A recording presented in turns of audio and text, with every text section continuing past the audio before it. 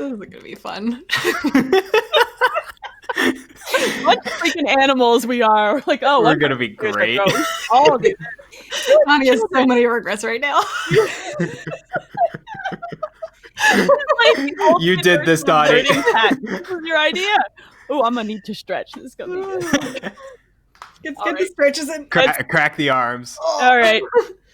Rest in peace to Donnie's actual sanity for this. We should do a duel every time. Oh, hell yeah. Just merge the shows.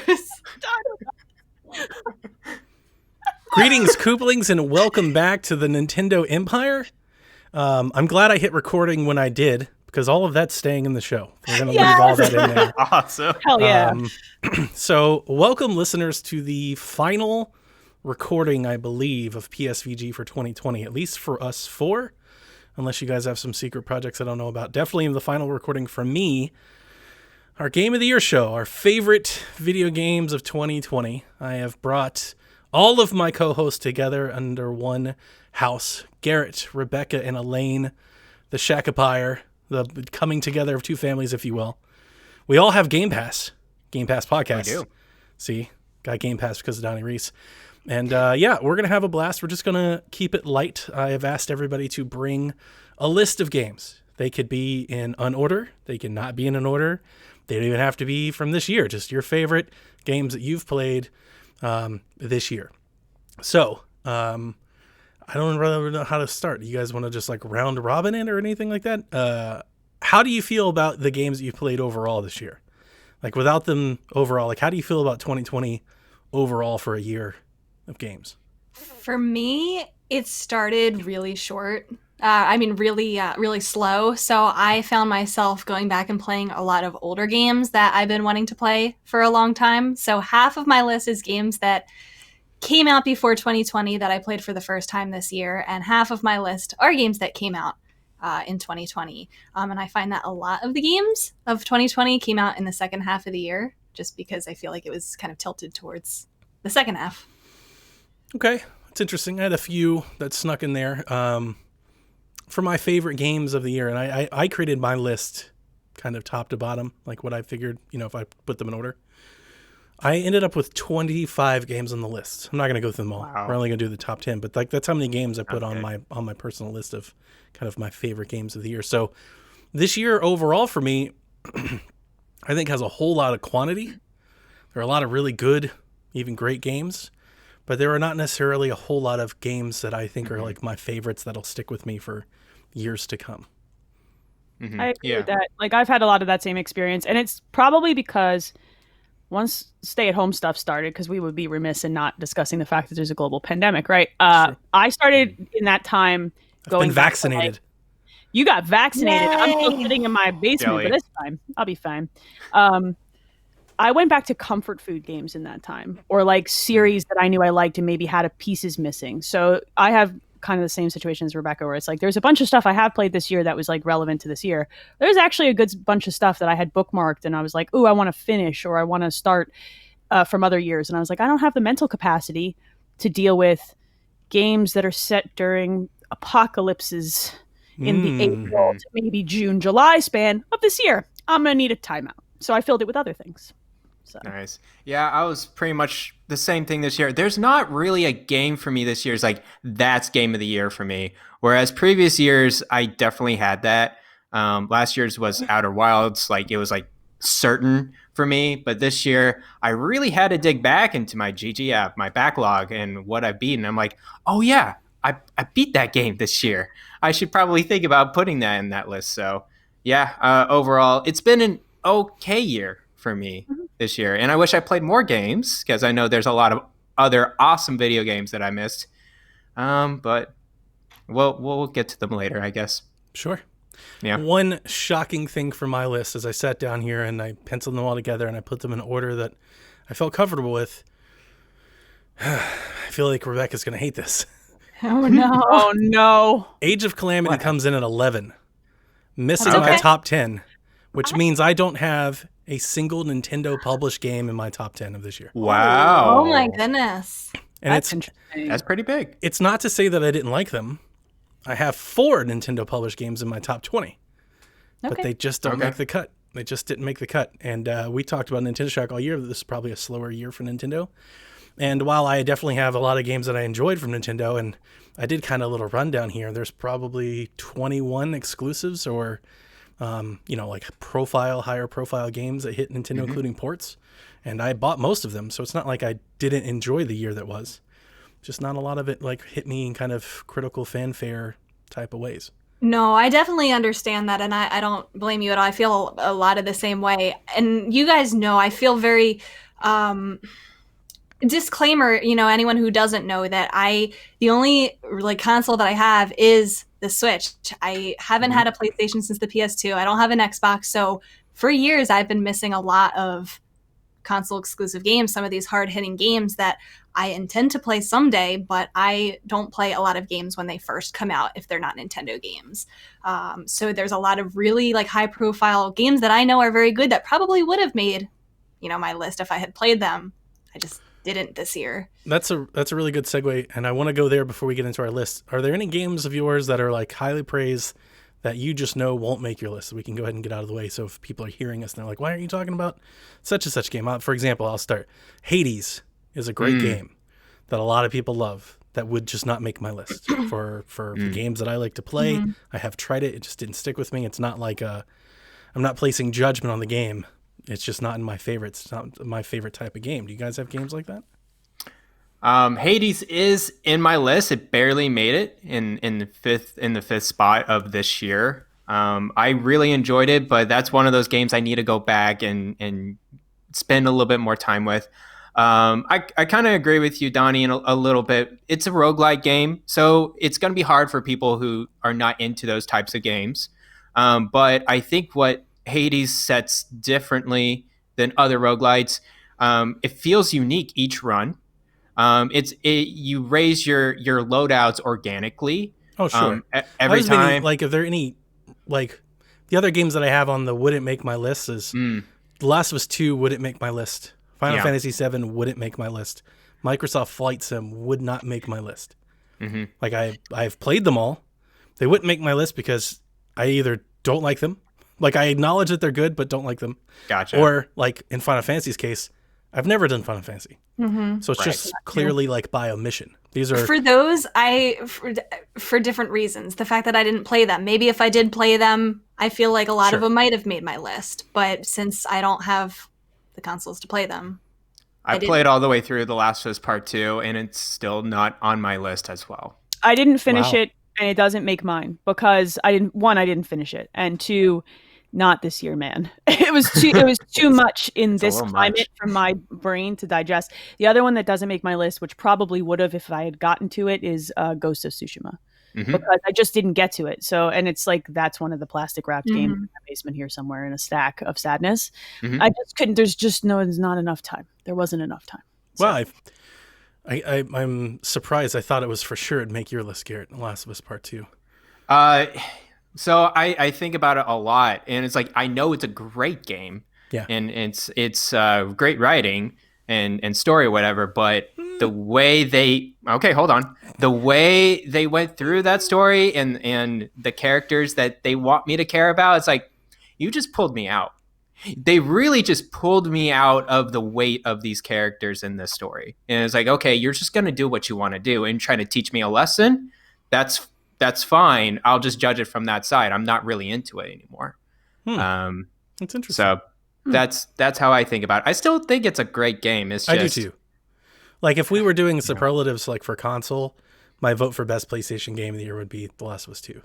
It's just not one of my, like, I said a lot of my thoughts, so I'm not going to regurgitate them all, but I know on a game of the year list, people are probably going to want to hear something about it. For me, I didn't feel like it paid off like my 7 or 8 years worth of waiting. I didn't get the completion to the arc and the universe that was building the first time. And I felt like what they did to change the narrative about Ellie and Joel, I felt there's two main reasons that I think I've really circled on that I think could have changed how I felt about this game overall.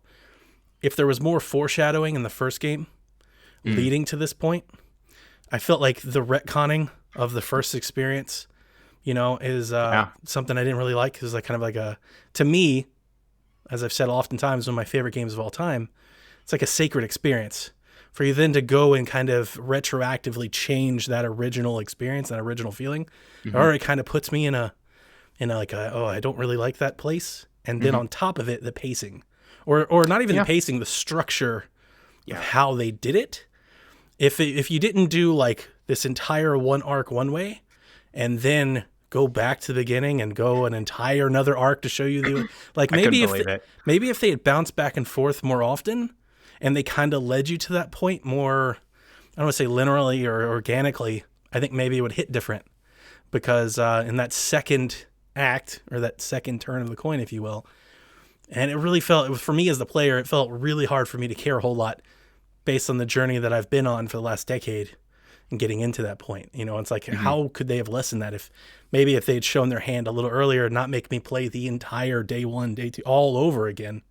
I think that both of those things kind of compounded to me really just not enjoying it. Gotcha.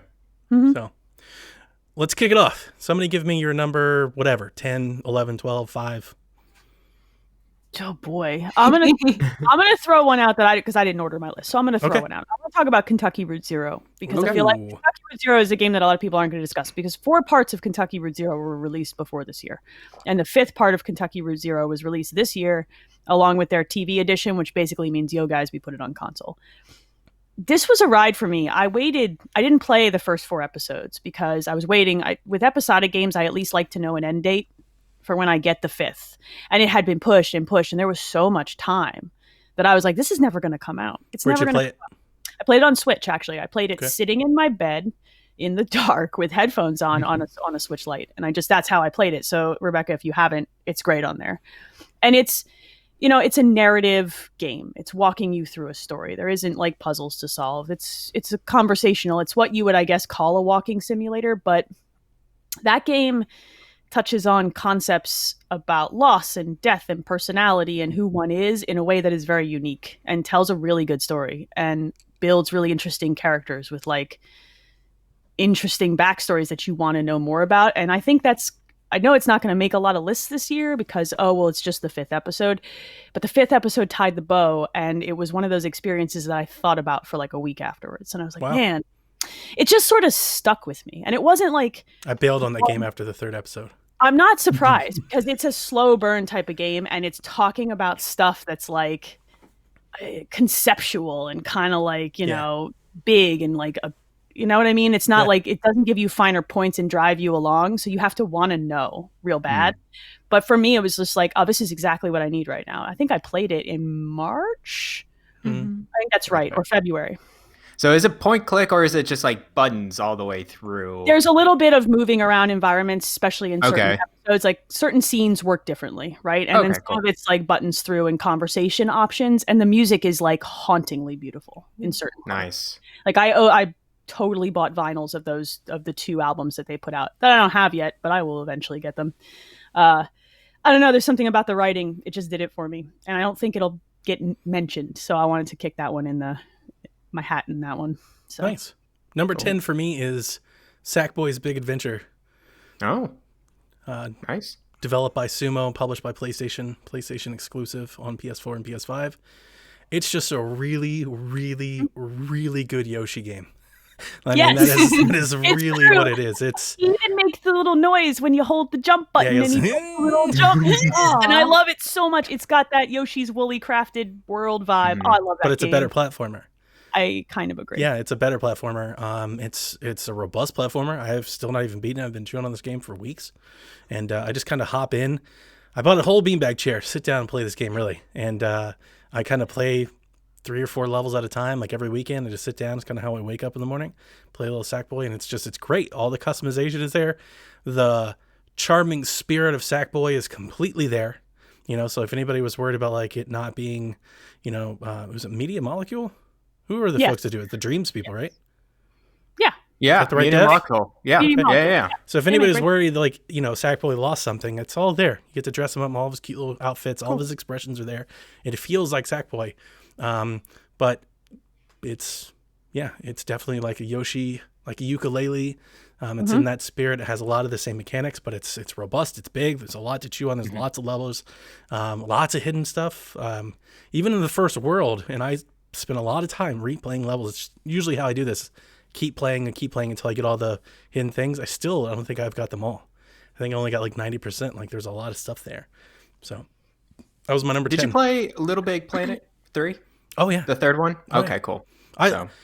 Folks may not know this about me, although I don't think it's a big surprise knowing my Nintendo-ness. I love Little Big Planet. We did Little Big Planet karting. I had a Little Big Planet faceplate for my original PS4. It's one of my favorite little franchises that PlayStation makes. So, and when it was announced as a PlayStation 5 exclusive, like I was like, oh no.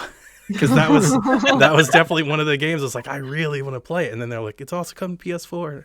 Yay, I get to play it. My only experience with Little Big Planet was when I was in Denmark. It was my first couple weeks there. I stayed with a host family, and that was one of the games that they were showing me, and I had never heard of it at the time, and it was all in Danish, but you don't need to read anything for that game, so it's kind of a good bonding experience. Yeah, great game, and I miss it, and I wish they did more of it. One of our favorite games as a family was Little Big Planet karting.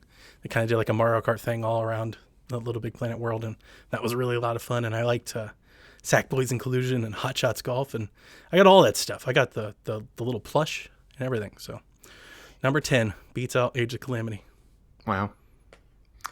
I'll finish out what I've been saying about Hades. That's probably my number 10. I'll alternate between this year and then previous years that I've played this year. Okay. So for Hades, again, I think it's a very unique roguelike game. It's Supergiant's first roguelike, and it's also the way they developed it was really beneficial. They did early access and then did a full release this year on Switch. They just are now doing cross saves, so you can do PC and now Switch if you want to. I think the best thing about that game is the writing. It's unique, and every time you go through the runs, the characters are kind of reminded when they're defeated or not defeated, and they actually respond to you in that way. There's just so many layers into that game I really want to dig into, and I want to play more of next year.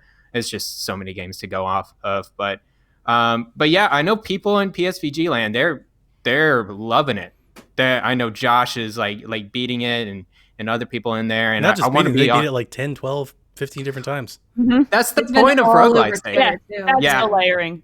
It's actually maybe one of my favorite games this year. It's probably in my top 3 easily. I think I like the genre, so I should preface, right? Gotcha. Like I like this genre. I'll pick up just about any roguelike and find something to enjoy in it. But it's the Supergiantness that does it for me. And it's largely like Pyre is a game a lot of people did not play. And Pyre, the mechanics of Pyre were like space soccer, like kind of. That's interesting. Basketball soccer. But that wasn't what I loved about that game. It was the voice acting, the writing, and the music and characters. And every game that Supergiant releases on like day one, I'm getting this because I know I'm gonna love it a lot. So number 10. Has it arrived to other consoles yet? No. Okay. It'll probably be next year. Still Switch and PC. Well, yes. So like I said, I have 2 lists. I think I might kind of do the same and alternate between them, going back and forth. I want to start with a game on my older list. This game came out last year, I believe. It did come out on Switch this year. I played it on PC though. I played it like right in the very beginning of the pandemic, like right in the midst of lockdown. You guys are probably gonna laugh at this one, but I wanted to include it on the list for a specific reason, and it's a short hike. Oh yeah, yes, that game is rad. So this is it is a short hike, just like the title says. It is a short game. I think it maybe took me 3 hours or so to beat. But this game I played, I think, at a really important time for it to be on this list, because I remember I don't remember why, but I wasn't having a good day for whatever the reason was. And like I said, it was right in the middle of quarantine and lockdown. I was feeling lonely. So I played this game, and it was exactly what I needed, I think, to lift my spirits up. It is probably the most wholesome game I've ever played in my entire life. Since a lot of people probably aren't familiar with it, the premise is you play as this little bird who's trying to reach the top of the mountain to get cell phone reception. And you don't know why, you don't know, you just know it's an important call. You find out why once you get to the top of the mountain, what that important call is.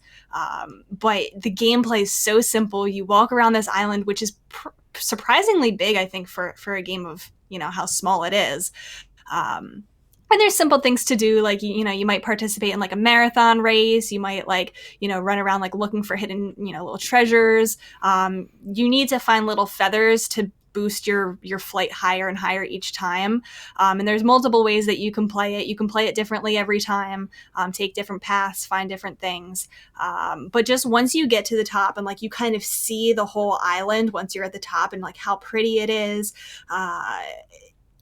even though it was so short, it just feels like an accomplishment. So that game, it was so wholesome. It was exactly what I needed at that time, when I played it.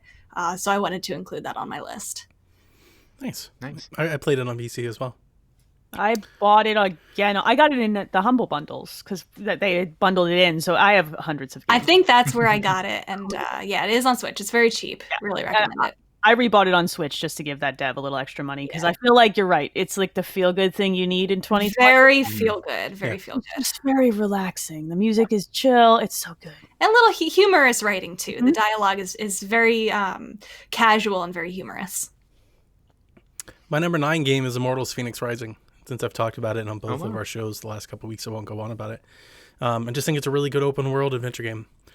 And if you're looking for that, kind of big, meaty adventure that you can just go on and go get lost in the world, Immortals has a lot to give you. I hate the story, but the gameplay and the mechanics went out, and it's really pretty. And I do like a really pretty game. So nice. I guess it's my turn. I would be remiss if I did not mention Fall Guys in 2020. Okay, it's on my list. I realize that I have it at number 4. It's probably not quite as high on mine, but like I said, I didn't order mine. So I'm just going to talk about stuff in the order I feel like talking about. How about that? This is how I'm doing the end of 2020. Fall Guys is one of those games that I didn't know that I wanted until I had it. I was like, I have played so many battle royales. I have played hundreds of hours of Tetris 99. I have played your battle royale in every version that you could probably give it to me. I don't need another battle royale. And then along comes a battle royale that's like so simple and silly and easy to pick up that it became the game with my kids where we would sit in the basement and pass the controller between the three of us. Same. Oh, you lost that round, next. Same. Even my husband tried it. Like there's a joy. Games like that are special because they don't happen in my house. We all like different things. My husband's a grumpy old man who doesn't like to play video games except Pokemon Go.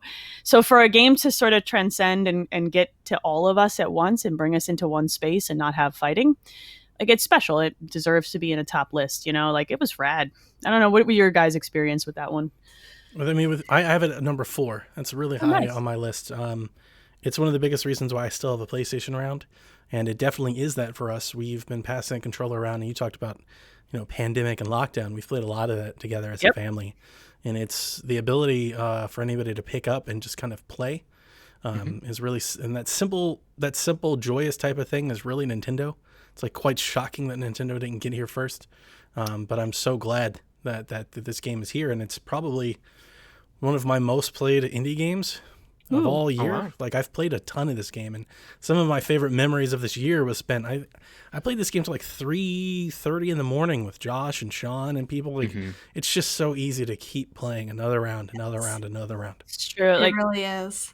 I think my best memory of this entire year just around video games is my son playing around, getting to the last hexagon. My daughter and I being so nervous that we couldn't watch, so we turned away. And then we hear him screams, 10-year-old,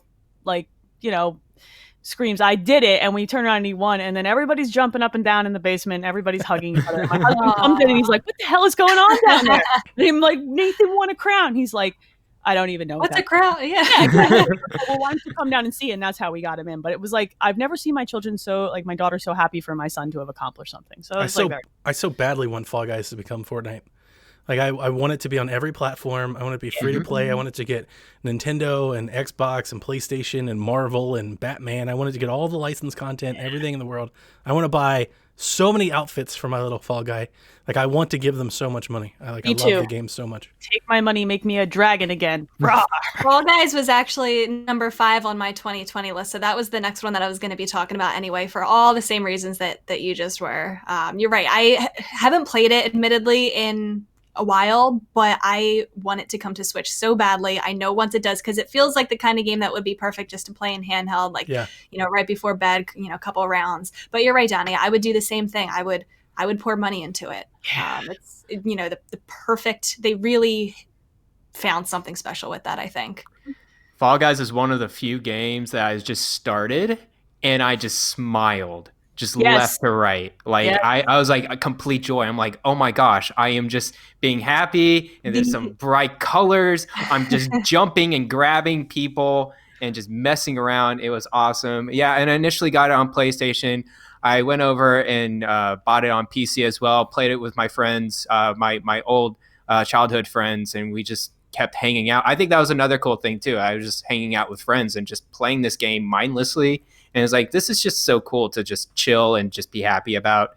Fall Guys There's is so super much cool. adrenaline when you make the final round. Like It's you can't describe that feeling. It's so the good. Same experience that I always get. And it's funny because my kids are like, whatever, mom. And I'm like, look, okay, when I get to like the top 10 in Tetris 99 and the music changes, it's that same, or the kids get to the top 5 in Fortnite, because I'm not cool enough to play that game. Really not. I'm not good at it. But it's interesting because it brings me so much joy to play it, and there's so much cursing when it all goes wrong. I like feel generally bad. Like my kids are like, mom, and I'm like, I can't. I'm sorry. I'm gonna take Did you see that? Like, I love how it weaves like single, you're all out for yourselves, in with team party games with complete strangers without voice chat, and it's just seamless. And everybody just keeps playing, and it makes sense. And that sounds like that's a lot harder to pull off than you think it is. How many like games, that are multiplayer centric, like miss that mark? There's people that don't want to play Among Us without voice chat and things like that. Usually people need those tools, and with this game, it's not even a factor. You just jump in and keep playing. It's really because good. the rounds are so quick, it doesn't even matter. Yeah, it's that one more round game that because the rounds and stuff like even Tetris or Fortnite, most battle royales are kind of long. You're there for a while, especially if you make it to the end. In this game, you're just like, another one. Flip a cup over and go again, because they're like 4 or 5 minutes and you're out. I can do better next time. Yeah, I'm better at video games. This is the one. Child that was clearly, I'm not better at video games than the 10-year-old child. I love watching people jump and miss at the end. That stuff makes me giggle. Those clips are the best, like on YouTube when they compile a bunch of them together. That's like really my kids' favorite thing to watch. That and like people doing that in Fortnite. Like, mom, look at this. I'm like, oh God, I'm old. I'm so old. Yeah, that was my number 5. So go ahead, Garrett. Okay, so number 5 on games that are released from another year, a 3DS game that is a remake of an older game, Legend of Zelda: Ocarina of Time. Nice. Yes, I finally played it and beat it. I've discussed it extensively on Shaq, so I'll just be really quick. Extensively over like 12 months. Yeah. We encouraged you every time. He started it before the pandemic. Yep. and then right around now-ish, that's where I ended. I could tell this game is a seminal Legend of Zelda game. I'm glad I played it. Very emotional. I really enjoyed the puzzles in there. Of course, my favorite is the water dungeon, the water temple. Yeah, I know. People hate it. I was like, this is awesome. This is like one of the best puzzle dungeons ever. You're a broken man. That's the appropriate response. He's saying things that made younger me go, I'm never playing another water level. Remember, they cleaned it up a lot on the 3DS version. They did. Probably did. That's the version to play, but like the N64 version made me like mad. So I love the ending of that game too. I think it was just right, and you know what? It was just it was so good. I think it was just very important to play, and I'm glad I played it this year. Nice. Rebecca. Well, I said Fall Guys is my number 5 for 2020. Should I skip ahead then? Okay. Just keep going. Let me go back to my older list then. For number 4 for my older list is Mass Effect 2. I had never played a Mass Effect game before this year. Oh, honey, I didn't play 1. I was told to skip straight to 2, so I did. I'm so glad that I did, and I'm definitely going to get the trilogy next year, and I want to start with 1, play 2 again, fix all of my mistakes that I made, and then play 3.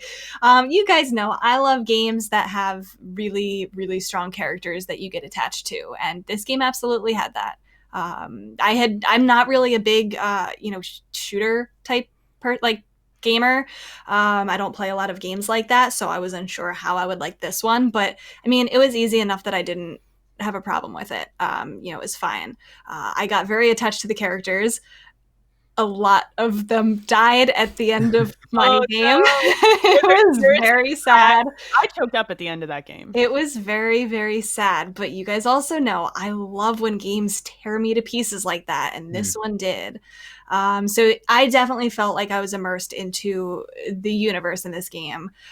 So I'm really looking forward to playing the trilogy. I'm going to get it, when I get my PS5. I'm really looking forward to this because I want to play the first one. Even though I heard it's not as good, I still want to kind of see where the first one was and play it in order. Fixing my mistakes. I feel like there's a lot in that game, and I didn't go back to it, but I will definitely in the trilogy, just explore how much there is to explore in this world. There's so much extra side stuff beyond the main story that you could spend hours and hours and find new things. But Garrett, I think you need to play this. Wait. Is this the one we bully him into next year? Because we did Ocarina this year, right? We're bullying Garrett into playing Mass Effect. Here's his game. It's crazy because I was a 360 guy. I never played Mass Effect, though. I was the same way. This is your game. I was the same way. It is. Same way? Okay, good. I was a 360 guy almost the entire generation, and I knew what was happening, and I saw it, and I heard everybody, and I was just, space. No, I'm good. I love space. Me too. And I don't. I'll get it next year, though. Yeah, you I will. would probably get the remaster and try it again. Oh, it's gonna look gorgeous. I'm very excited. Already looked at. I played it on PS3. It looked good. Yeah, I played the backwards compatible part, and the visuals didn't really bother me. I played it. I just totally, and I played about 10 hours, I think, of both. And there's not normally my style of game, so I just kind of put them down. But I'll probably try the remaster anyway. I'm sure Kevin will get it if I don't.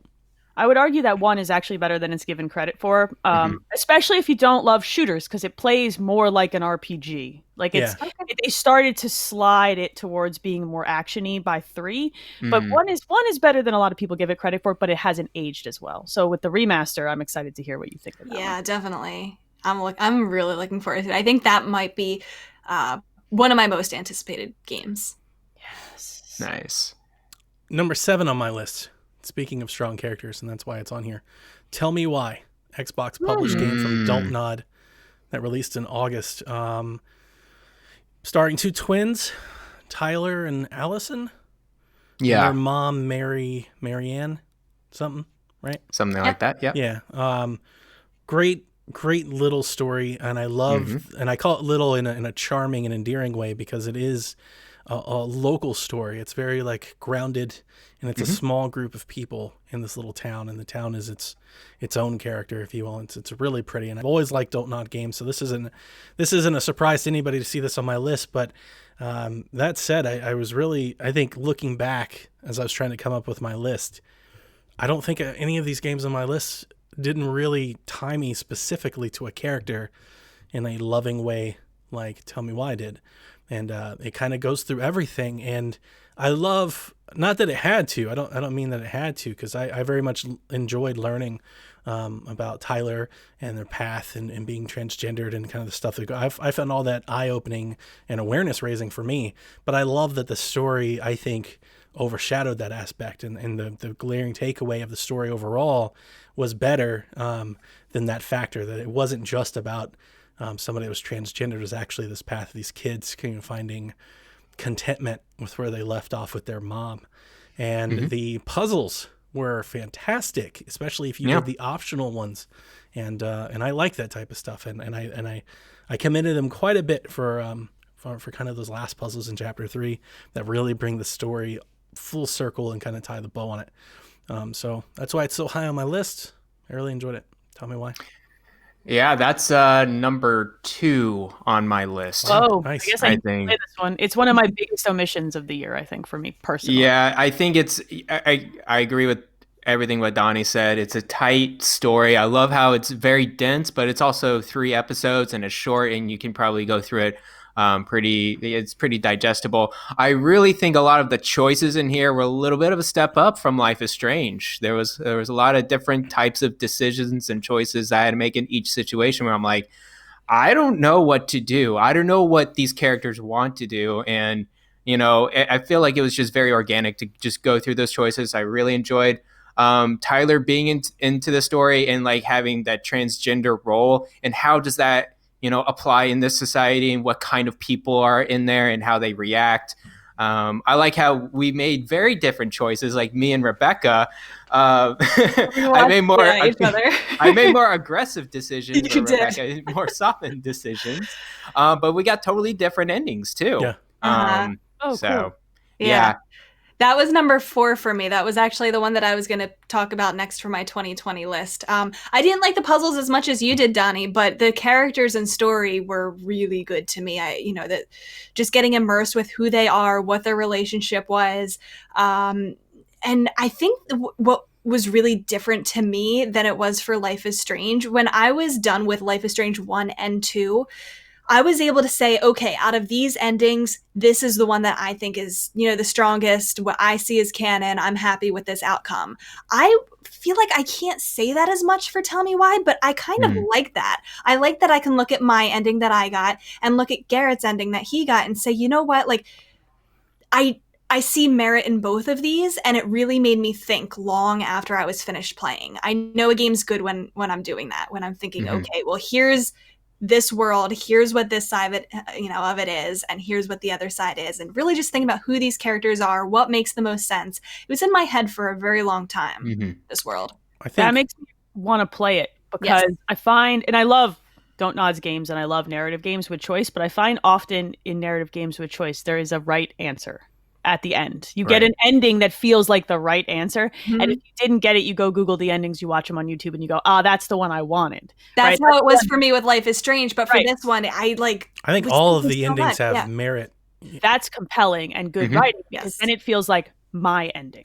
And that's powerful because you don't get that. Like I said, most narrative games feel like that was the right answer. I want one that feels like my answer and it's good. So that's really cool. I'm going to have to put this higher on the to play next year immediately. For sure. Well, maybe trying to get you to do that sooner rather than later. I think one of the things that made me rank it so high, because I'm kind of at the part of my list where a lot of these games are all the same for me in terms of like favoritism. They're all just kind of good. But this one really strikes in the writing, the strength of the writing, and this how they use the fairy tale book to explain the kids' backstory and like their connection with their mom that unravels in the puzzles, in the folktales, in the memories, in the whole memory system. It's like it's all woven together very tightly and in a way and very, I don't know, like important, essential.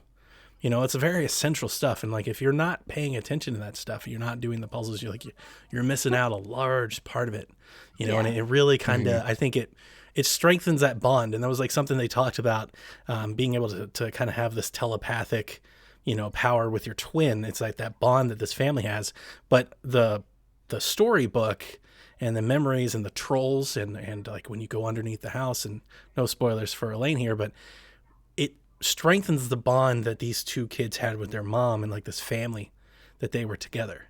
And as you start to kind of unravel the onion and all of the stuff that's kind of going on in orbit around these three people, really strong in a way that I prefer the Life is Strange games for completely different reasons, but this game is strong writing narratively that those games I don't think ever were. Because I 100% agree with that. Ooh, all right, fine. Look, and it's one of those games where, just like I forget a couple others that we were talking about, the more you kind of explore and poke around, the more you learn, and it enriches everything that you know. So if you do the bare minimum, you'll probably still enjoy it, but the more you poke around, it's really, really going to affect you. Yeah. Well, I'm going to have to play it over the Christmas vacation. Yeah. There's one puzzle. I'm looking forward to seeing what you think. Now I need to. There's one puzzle that you can choose to solve, or you can just smash it. That's true. I might have smashed it. I was going to say this sounds like It's like, really, how really Yeah, cool. because it lets you solve it if that's what you want to do, or you can kind of bypass that and focus on what you enjoy. But in solving it, you do get other pieces of. You do. I love solving the puzzles. So did I. Yeah, I did all those things. So. Yeah. The last thing I'll say about it is the balancing act between Tyler and Allison and the way you make decisions on both of them, I think was pretty unique as well, separate from the Life is Strange games. I love the relationship between them, and it really depends on your choices. It has some weight to that. And Allison has some issues on her own that she needs to solve out throughout this game as well. So it's so great. It's a great game. That's a good choice, Donnie. Thank you. Now I'm going to have to play it because I'm the only uncool kid that hasn't played it yet. Game Pass. I Game know. Pass. I was going to say that. Well, I have the Game Pass, so it puts a sticker on. There you go.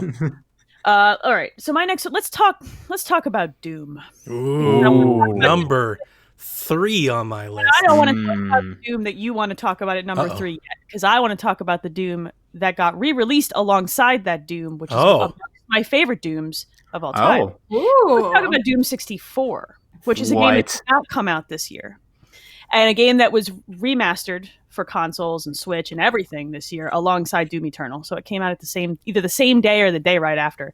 And I decided at the beginning of the pandemic, I can't handle The Last of Us, so I'm going to rip and tear through the entire Doom catalog. Nice. Beginning to end. I'm just going to play, like I said, comfort food, right? Doom for me, as a kid who owned a computer and had DOS and installed Doom off and WADs off DOS, Doom is comfort food. So I played Doom 1, I played Doom 2, I played Doom 3, not my favorite Doom. I played Doom 2016, and then I played Doom 64 before Eternal. And it reminded me how much I love Doom 64 and how it's probably top 3 favorite Dooms. It jockeys for position with Doom 2. The first Doom is still my favorite. But Doom 64 is really good, and it has some... Doom 3. I don't hate Doom 3. I just don't like it as much as the rest of it. There's a really good like Resident Evil Dead Space game in there. It's a horror game. It's a survival horror game instead of a Doom game. Kinda. So I think if you came into it looking for a Doom game, you're like, screw this game, flip over table, walk out. Right? Doom 64, though, Doom 64 is actually kind of special, and a lot of people didn't have a Nintendo 64. And until this year, there was no other way, really, to play Doom 64. And for them to remaster it, and they made it look very pretty, and they made it run very well. And they released it in a state on every system, because I think I played it on Switch. I own it in different places. I don't know. Like, it came with my copy of Doom Eternal. Look, it's a whole thing. It's a whole Doom thing. But I played through that thing in like 2 or 3 sittings, and I forgot a lot of Doom 64 and how it's very puzzle heavy and much more like intricate in its puzzles than some of the later Dooms got. Like later Doom is like, look, just shoot these guys and go press that button and shoot these guys. Doom 64 kind of layers in hiding keys and using teleporters and like the good stuff about Doom for me. Man, this version was good and it was fun and it made me happy. So it makes the games that didn't come out in 2020 but kind of still did list for me. That's cool. Doom 64 is rad. Nice. Excellent. Who's next? So Garrett? I think I am. So I think the next game I will talk about is Genshin Impact. One of the games I did not get to. And you probably will never get to, and that's okay, I think. So Genshin Impact came out, and it's free to play, and it's actually it's surprising. I think it's one of the sleeper hits of this year. I really enjoyed what I played with it, but boy, oh boy, I could play a lot more, and people have also played a lot more. People try to like compare it to Breath of the Wild, but it's definitely not Breath of the Wild. It has the art style and like the traversal of Breath of the Wild, but in terms of its gameplay loop, you switch between different characters. There's a lot of grind to it. You get a lot of items, and you have to upgrade your weapons, stuff like that. The reason I put it on my list is just because I did not realize how much fun I would have with a free-to-play game as much as I did with Genshin Impact. I think I put it down just because I wanted to get to other games, but if this was my only game to play this year, that would have been fine because I could have just kept on the grinding. The action to action gameplay, it's downright almost perfect. Like, it's so good in the way they introduce different weapons and the bows and different characters. They do have a gacha system with it, but I don't think it's kind of cash grabby as other types of free to play games. The art style and the character designs are really, really good, very stylized, and they keep bringing out more content every time. That actually, there's like this new character trailer. I was like, oh, I guess I need to go back, re-download this game, and play more of it. But yeah, it's just such a well produced, made game. And I couldn't believe it was free to play. That's how much I really enjoyed it. So, yep, Genshin Impact #4 for me this year. Nice. Shockingly beautiful in motion. Like, it is it looks so like beautiful. Playing an anime. Like every time that I would check out, I played very little, probably a lot less than you, but my kids would be like, "Mom, is this a cartoon?" I'm like, "No, that's the thing," and it feels like it should be. Yeah. There was an ad for it during the Game Awards, and my husband looked at me. He's like, "That's really pretty." He's like, "It's an anime, but it's really pretty in motion. Does the game look like that?" I'm like, "That is the game. It is. There is no rendered trailer. That is like the game." And he's like, So it's, And you're right about it being free. I feel like you don't normally see this type of game being free to play. Yep. It's special. And the graphics never felt dirty. Like you could play without it. It's fine. You don't need it. There's no bugs in it whatsoever. Like every time I get into it, it's just so beautiful and stable and stylized. It's just that says a lot too. Yeah, and it keeps you going. There is a loop there. I was like, okay, I could probably play this for hours on end, but I want to play other games. It's supposed to come out on Switch. We don't know yet, but it should come out on Switch. Hopefully that's cross save with mobile and PC.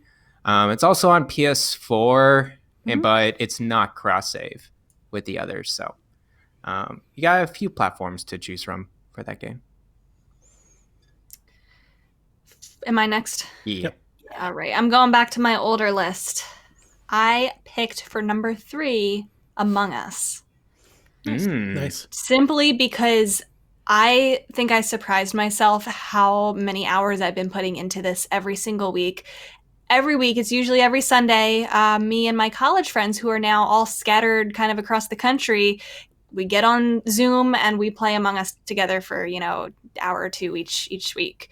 And you're all still friends. We're all still friends. We are all still friends. And so it's obviously hard for us to see each other because we're all scattered. I don't think we've ever seen each other all as a group since we graduated, except for on, Zoom calls. And we didn't do anything regularly. We would every once in a while get together on voice chat. But Among Us is kind of our way now, like every week or every 2 weeks, just get together and play this together and talk and catch up. And I know that's might be not a good reason to pick this as like my #3 of it's a fine reason. It's your list. The games. So I think because it came out a couple years ago, but it only started getting popular this year. So that's why it's on my older list. I wouldn't care if it came out in 1983. Well, my favorite games of this year that you played this year. Yeah. I think it's just there's other games that are like that. Isn't there? What are they called? Where it's like the secret identity game? Is that what the genre is called? It's social deduction. But I feel like it's so easy for non-gamers to play this too because the tasks are easy. It's just more of a social game than anything. And I feel like that's, again, in 2020, in pandemic, when we can't see each other, is exactly what we needed this year. I don't like this game as much, but I am really impressed with how far it's spread. It is. Considering that nobody's like really together. My kids were playing this game before it got what I would call like viral or on my radar. They were playing this game on their phone that I was just like, okay, they got a little app game or something. I had no idea. And then a month later, our own Discord starts talking about wanting to play it. And I'm like, what the hell? Why does everybody want to play that game my kids are playing? It is so popular at my school. They play, I tweeted about this recently, they play a version of it at recess that's kind of like tag. Like they just love this concept. That's crazy. It's so cool. They love it. And then I told them, I play it. And they're like, you play Among Us? Like it's the new like kind of Pokemon, Minecraft, whatever. Yeah. They're so into it. But it's brought my friends together this year.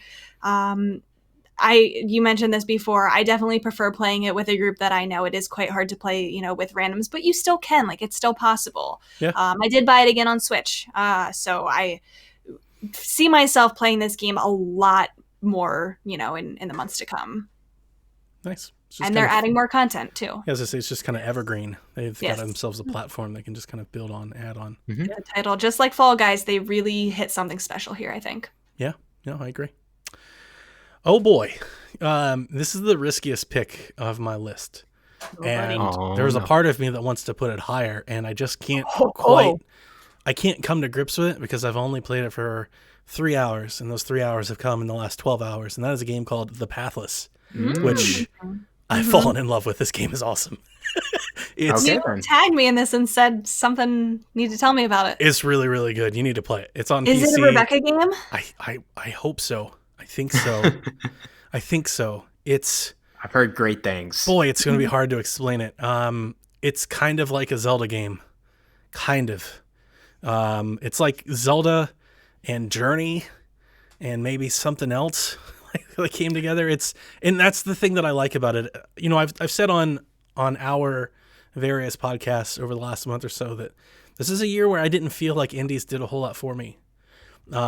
We have Fall Guys, which is amazing, and it's kind of like its own platform. And I mean, it is indie, and it's Devolver published, but I mean like indies in the sense of like the indies that I typically like. Last year was such a huge year for me with indies, with The Tourist and Ape Out and Katana Zero. These weren't just like favorite indie games; these were favorite games of the year. Like these are, these booted out major franchises and AAA releases out of my own list because I love those games that much.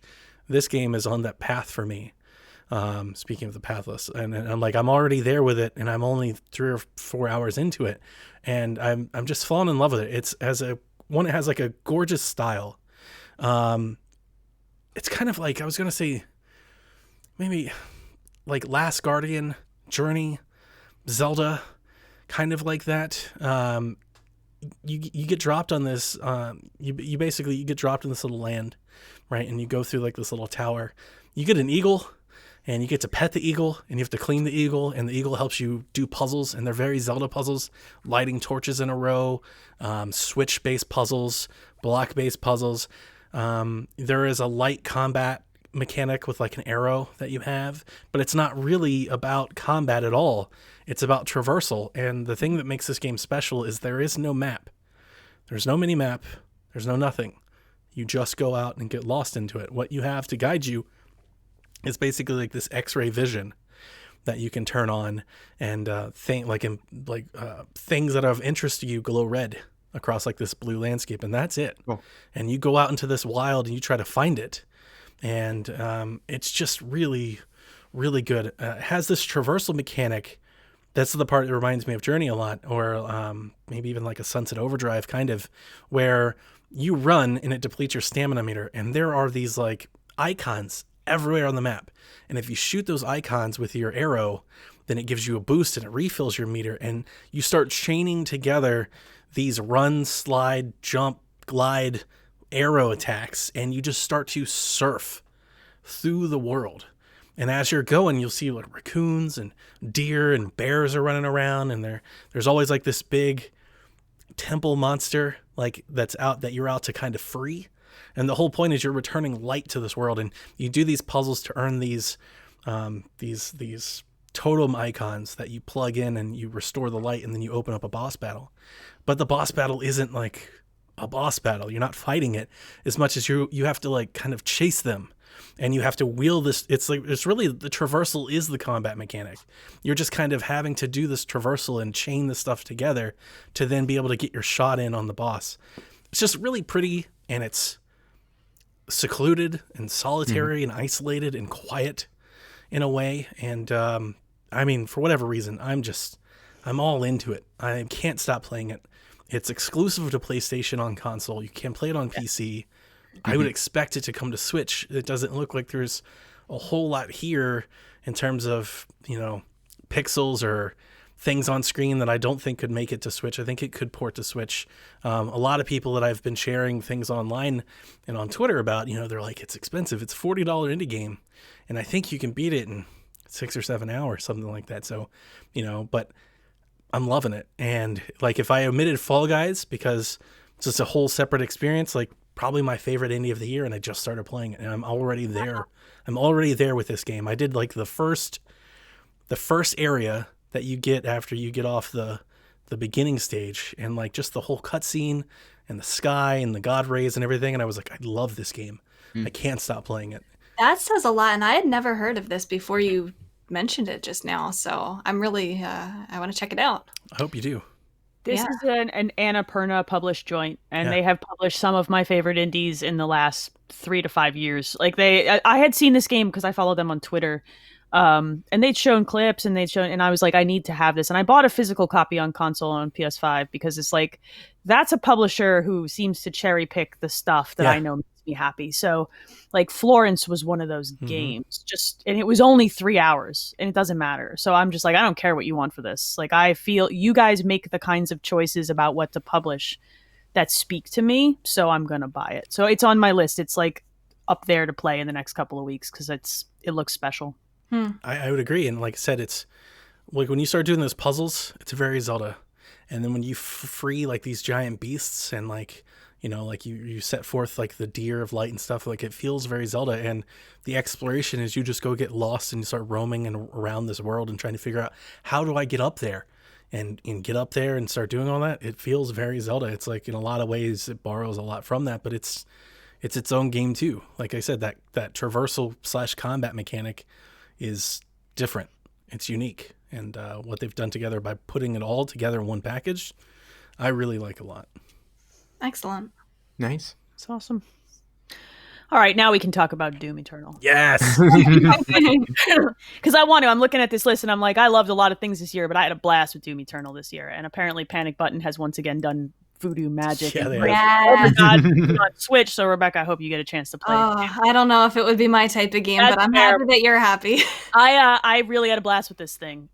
It was, like I said, I went through my Doom adventure, and then when this released, I played Doom 64, and then a couple days later I landed in Doom Eternal. And my 10-year-old would come downstairs. I realize this makes me parent of the year. I don't care. It's hell demons. Do you know what I mean? Like, there's a justifiable reason for the violence in this situation. So I would let him play, and he's like, Mom, I am stressed. It's like, this is a lot. He's like, it's fast, and there's so much going on. He's like, it's rad. I will say, and I've said it before on a number of podcasts, Doom 2016 I like better. But it's not by some great and gigantic margin. And I think what they did with Eternal to do more and make it more metal and more Doom, they did well. Like, it's bananas. And they had this thing running pretty crisp and clean on my Xbox One X when it came out. And it runs great on PC. Maybe not. Oh. Some people have had trouble on the Game Pass version, but the other versions are butter.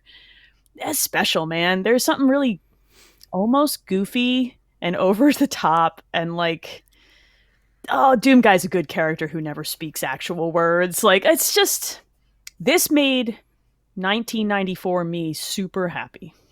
Like, look, you know, I fell in love with shooters because of Doom on my PC. I'm really in love with shooters now. Like, it was perfect. It was the 90s FPS metal shooter game that I wanted in 2020, and I had a blast with it. So, not being a Doom purist, this is my favorite Doom game, and I think it's better than 2016's. That's fair. In a bunch of ways that I think Doom, traditional Doom fans want. And I think that's the thing that I've heard most about this game is they don't want platforming and jumping and things like that. And somebody who really doesn't care, like if they scratch outside the lines, I love it. It's probably the most impressive shooter I think I've ever played. My jaw was almost on the floor, I think, the entire time I played this game. It's hard to compare it to another game.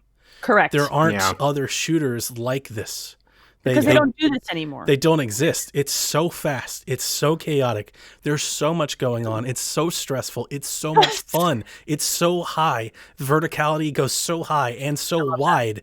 And you're like jumping and swinging off rails and shooting in midair and shooting under you and shooting beside you. And dude flies out from over top of you. And you've got to switch weapons and switch ammo.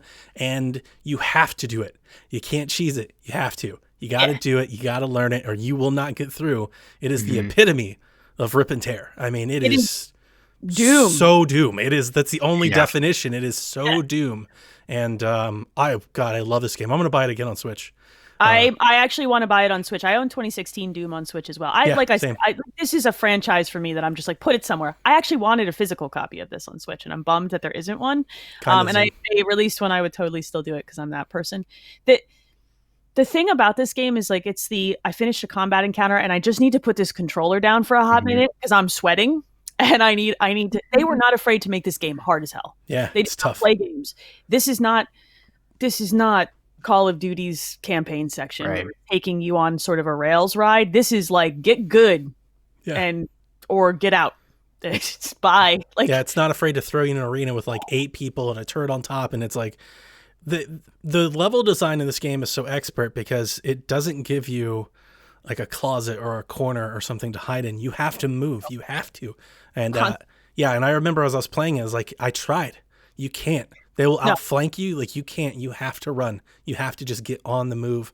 There's this one level that I remember you're playing in an office building, I think across 2 different floors, and they bring like the scorpion on the bottom floor. So I was like, I'm going to go up top, and then one came out from behind me, and it's like it's just a constant jump from the bottom to the top and keep going up and down. And after you clear a level and you get like a reprieve, you just put the controller down. You're just like, my blood pressure. Like, I was like, I should have worn my smartwatch and seen if it was like, hey, are you exercising right now? Yes, I'm That's exercising. so funny. that's how it feels. It felt like I would put it down. My son would look at me and he'd be like, are you cool? And he's be like, your face is red. I'm like, dude, this is a lot. Like, I need a minute. And if you died at the end, like close to the end, it was one of those you're like, God. Because you had to do the whole encounter again. Like, Right. It's Doom, and if you die in Doom and you didn't save, like it's. And I know that pisses some people off in 2020, but I'm just like, here, like, you did Doom again, and you did well again. And 2016 Doom was the game everybody wrote off because Doom 3 wasn't great, and are they really going to make a Doom game again in 2016? And then it was amazing, and then they did it again in 2020. They're like, hey, how about more Doom? And we're all like, more Doom. I can't wait to see what they do with better hardware, because like what they did on Xbox One was really impressive. The way that game runs on PC, especially if you have a G-Sync monitor, it's incredible. And I'm terrible keyboard and mouse player, but I was like, nah, I needed to see it run. It's amazing. They make magic happen. And I don't know, this one jockeys. It's not my favorite Doom, but it's one of my favorite games of 2020. Number 3 on my list. Nice. Guys, this was my first Doom experience. What? Wow, you came in hot, dude. I came in hot. Yeah, I wanted you guys to just talk it out because you guys beat the game. I'm like 4 or 5 hours in on the Game Pass PC side, and I agree with everything you guys are saying. This is a shooter I did not expect. It is super fast, and I love the music behind it because it gets your blood racing. And I'm like, I'm really not a metal person at all, but it totally fits. You don't say. You don't say at all. Again, right? Come on, dude. But in the game, man, it's so fitting, and like I love just. It's so self-aware. It's totally gross, and it's totally just awesome. Oh, the best! You rip them apart. Just when I saw that, I was like, "Oh my gosh, that just happened!" Girls, like what? Those crunch sounds. You just punch. It's super gross. The best. Yeah. It's you just write that stuff off after a couple hours. You're like, yeah, whatever. Get out of my way. I have someone to kill behind you. Yeah, I'm still trying to get the new skills and more unlocks in this game, but every time I do it, it's like I got a new kind of flow in each type of battle encounter. I just love how just like crazy cool the character is. Your character is. Like in the beginning, I was like, man, I'm getting goosebumps. Okay, I'm ready to go. I'm ready to tear some aliens down. But yeah, good choice, guys. It's just super good. I hope you loop back to Doom 2016 because I feel like it's a different game and it's maybe a little slower because it's not as vertical and there isn't as much traversal. But there are some legitimately laugh out loud funny like little quips in that game. Like the computer will tell you there's a demonic invasion in progress and you need to reduce the invasion to within safe limits. I'm like, there is no safe limit of demonic invasion. What are you doing, baby? Like, it's very good and it's very self-aware. So I think you would enjoy it. Nice. Yeah. I'll definitely get there. The next game I just want to mention, a game I played this year, Mario plus Rabbids Kingdom Battle. Oh, that game's so good. That game is super good. I just liked that a lot. I remembered. Yeah. Oh yeah, early this year. And I played the DLC as well, Donkey Kong. I wish that was its own game, but it's not. This is just a really good, solid tactical RPG that no one thought it could be possible with the Rabbids. I'm really glad the studio from Ubisoft made it.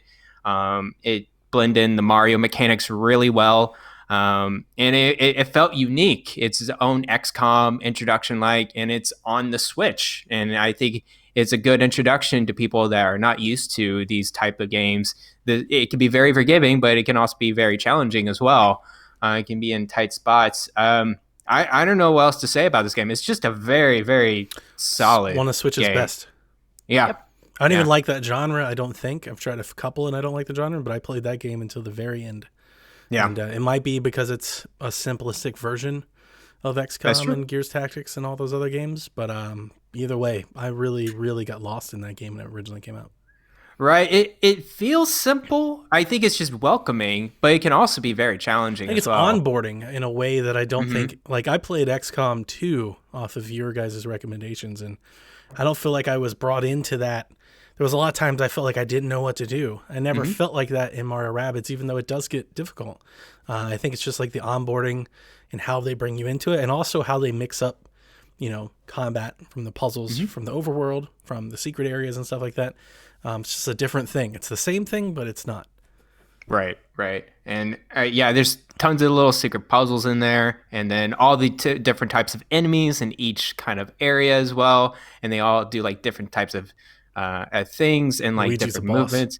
The bosses were pretty good as well. And then the Donkey Kong DLC, I'm sorry, but that was a step up to me. I was I'm really glad they did that.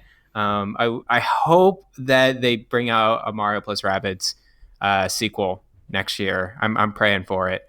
I feel like they will. Something tells me they will. Yeah, I do too. It sold well. I don't see why they wouldn't. So well, and I think Ubisoft would be on board to do more. I cannot see why they wouldn't want to explore something more, a little more fun. Like a Donkey Kong Rabbids. Like if it was all Donkey Kong, I'd be down for that too. Oh man, that would be perfect. I would totally play that. But yeah, that is number 4 on the games that I played this year that released another year. For me, going back to my 2020 games, I'm at number 3. I picked, and I'm going to be honest, I switched my number 2 and number 3 shortly before the show. Uh-oh, she's feeling nervous. Oh no. But I'm sticking with this. My number 3 is Age of Calamity. I was going to put it at number 2, but I switched it. You'll see what my number 2 is now. I don't have much more to say about this than I already talked about, a couple days ago on Shaq, but it's hard not to rank a Zelda game high for me. But to me, it's only half Zelda. It's also half Dynasty Warriors, which you guys know is not my preferred genre at all. That being said, it gave me the story and character elements that I wanted in Breath of the Wild, which is why I'm ranking it so high, because I love that world. I love those characters. I love Zelda. And so it gave me what I needed there for that. And I really did enjoy my time with it. And again, it's one of those games where I'm still thinking about who those characters are and kind of what that world means. So it kind of gave me that Breath of the Wild fix until we're waiting for Breath of the Wild 2. Which is why it's my number 3 for this year. Nice. I only have 3 games left in my top 10, and number 5 is Spider-Man Miles Morales. Nice. That was going to be my next one, so let's talk it out. This game is... I felt like an initial reaction to bring up some issues that I had with it, because so much of this game's, commentary online and social seems to be just overwhelming praise. And there were issues that I had with it, but it didn't overshadow just how much fun I had with the game, how much I really liked Miles as a character, and not just Miles, really, it's just Miles' neighborhood. The deaf character in the game is one of my favorite characters I've come across, I think, in this entire year. Really awesome character. Could have used more of that. And I think in a lot of ways, I feel that way about Miles Morales. I could have used more neighborhood building and more character building and less of his uncle, less of the Prowler, and less of his friend from school, who's the other person. In a lot of ways, I feel like the main story kind of let me down until the end. I think it's one of the best endings I think I've seen in a video game, to be quite honest with you. It hits in so many ways where I feel like a lot of video games typically either let you down or you just kind of know exactly what they are. But I almost got choked up kind of at the ending of this game. It's so positive and hopeful in a way that very few games are, and it felt even like above, so like, more than like an inspirational movie or like an inspirational Marvel ending or anything like that. It really kind of nails the landing, and I think that really kind of changed my opinion on the game overall. Some critiques that I had of it, I really wish they would have changed up some of their mission structures. There was only so many times I could chase that car and then do the rollover and kind of swing through the door. It's like, I've done this a lot. In a lot of ways, the game feels a lot like Spider-Man, right? It's like a lot of, it has a lot, it feels a lot of the same. But the character stuff, like when you're not Spider-Man, that takes the game so much further. I would have liked more of that, actually. They've used more Spider-Cat and more helping out shop owners and more helping out Mom and his friend. And that little connected universe that they set up right there, I could have used a lot more of that versus all of the superhero stuff. But I understand that's why it had to be there. So I'm happy that I got through it. And at the end, I was really happy that I did, because there was part in the middle of the game there. I was just like, oh my God, I don't care. I know who she is. I know who he is. Like, let's just get on with it. But then when we get to the ending, I was like, that was worth it. It was really, really good.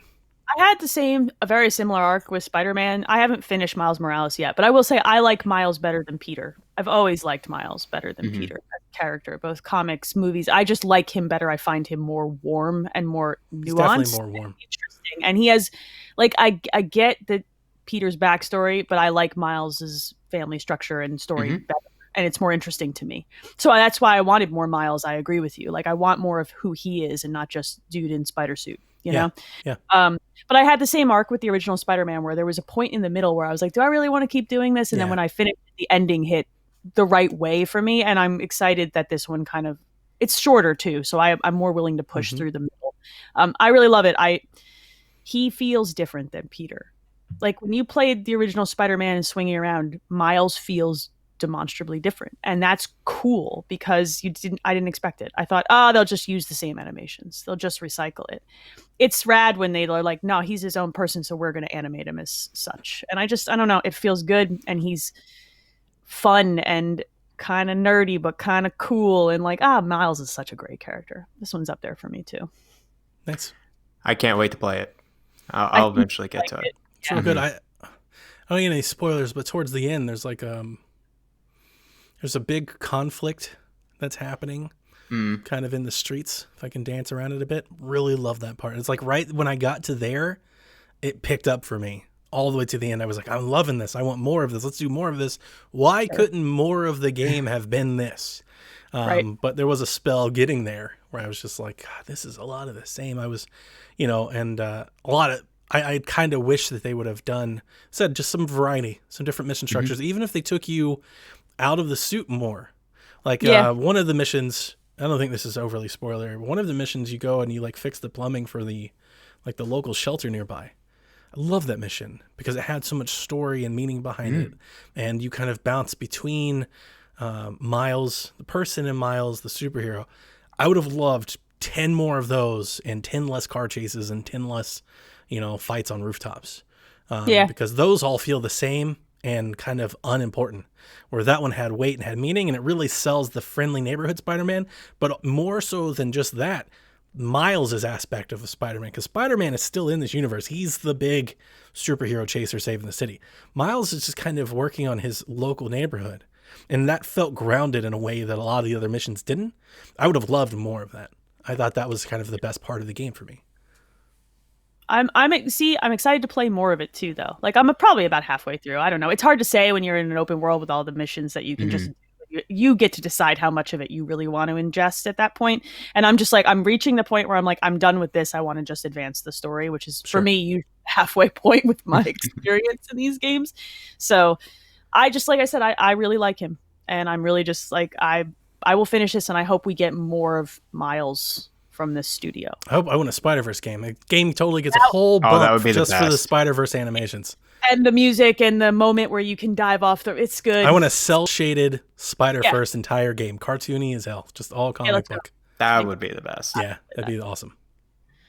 All right. My next one, since we've talked about Miles, I want to talk about Resident Evil 3. The remake. The remake of Resident Evil. This is another franchise. Doom is a franchise that is a bookmark franchise for me, right? Resident Evil is another one. And I really love Jill Valentine. I have very warm, special feelings for her particular brand of I'm not putting up with your nonsense. Love it. I love her. She's great.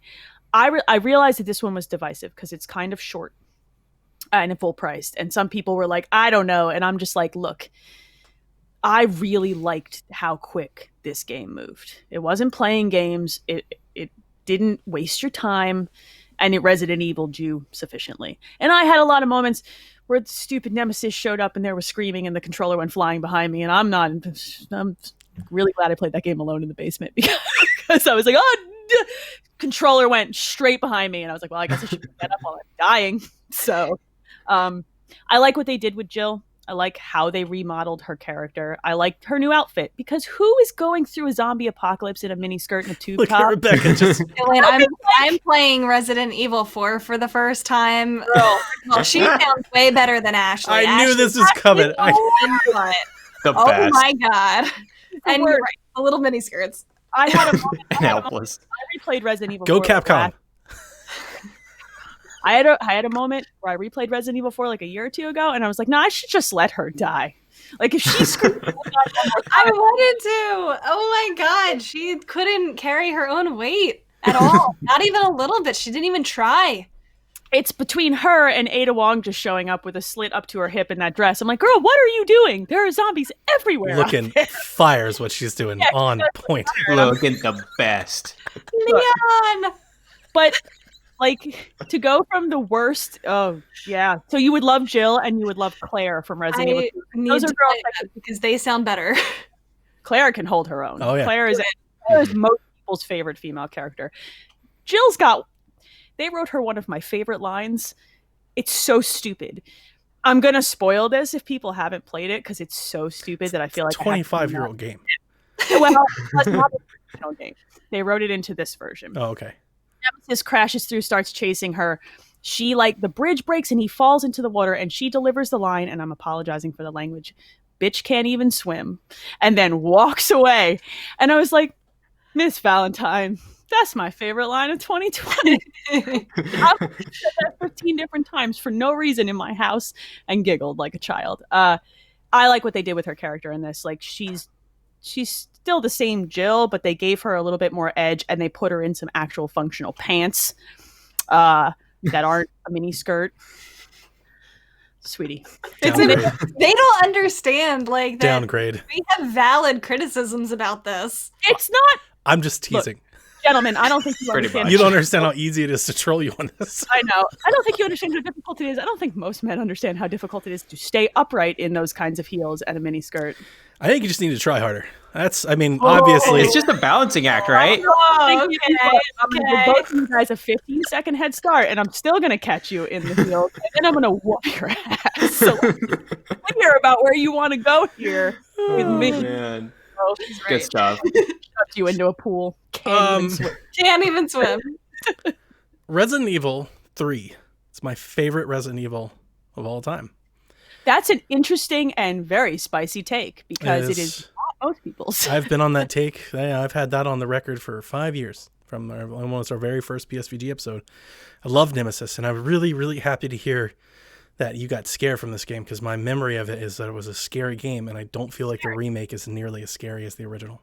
That's fair, and I feel like a lot of us are maybe more jaded now than we were back in the PS1 era of video games, and we're like waiting for it. Do you know what I mean? There's a lot of omissions from the original that aren't here, and a lot of them are kind of the set pieces where Nemesis jumps in and scares you. Like him busting through windows and coming through walls. And a lot of this, I think it's somewhat foreshadowed. You don't really get him just really out of nowhere. And I think the freedom to run in an open area lessens it in a lot of ways. You're not tucked in so many tight spaces.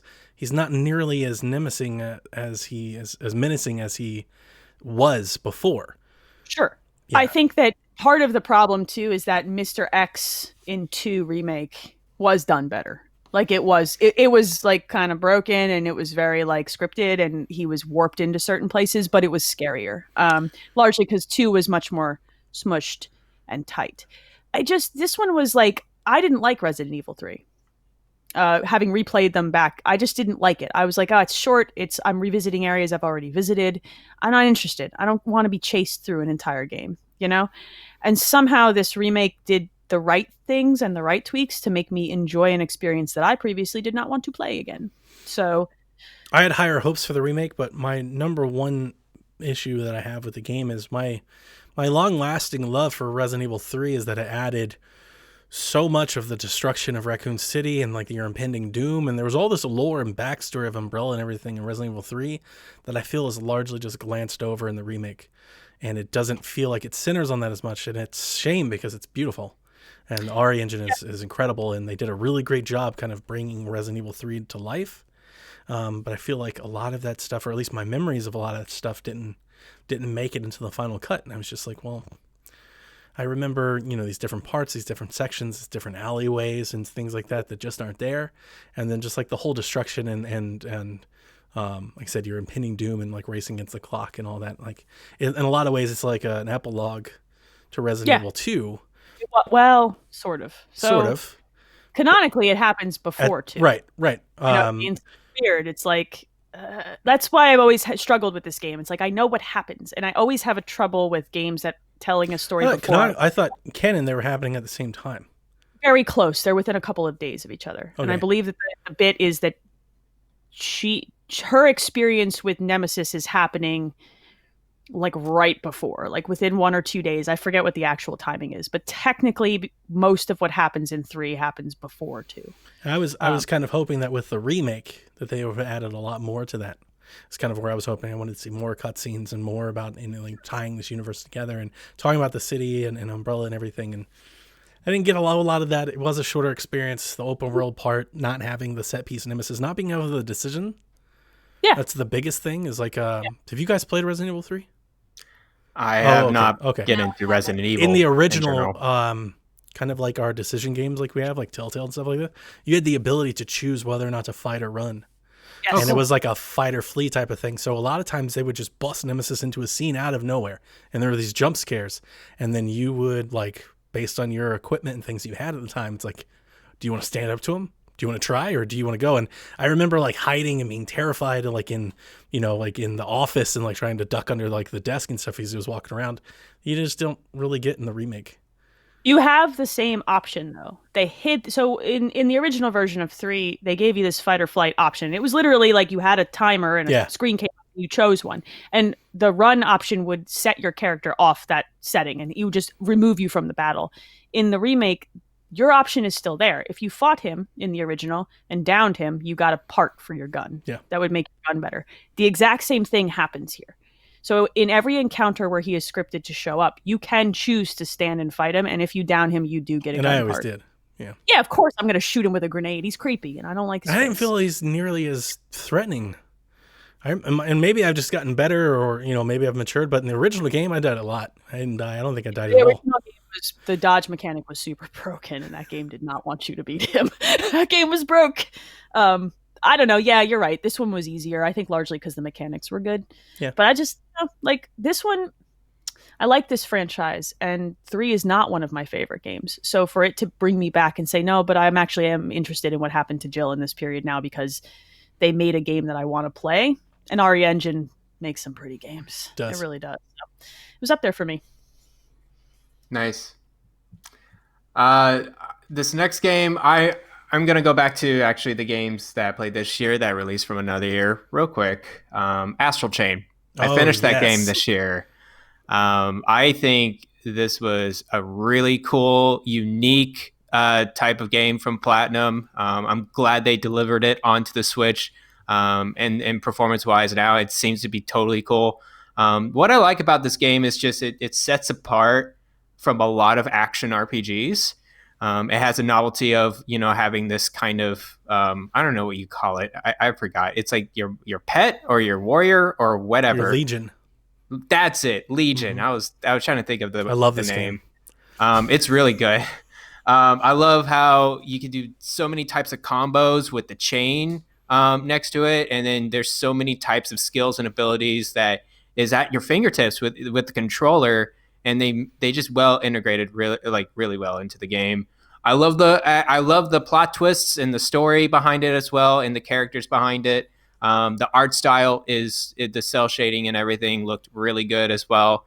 I have no complaints of this game, and that's why I put it so high on my list, because it's just such a solid, unique action RPG from Platinum Games.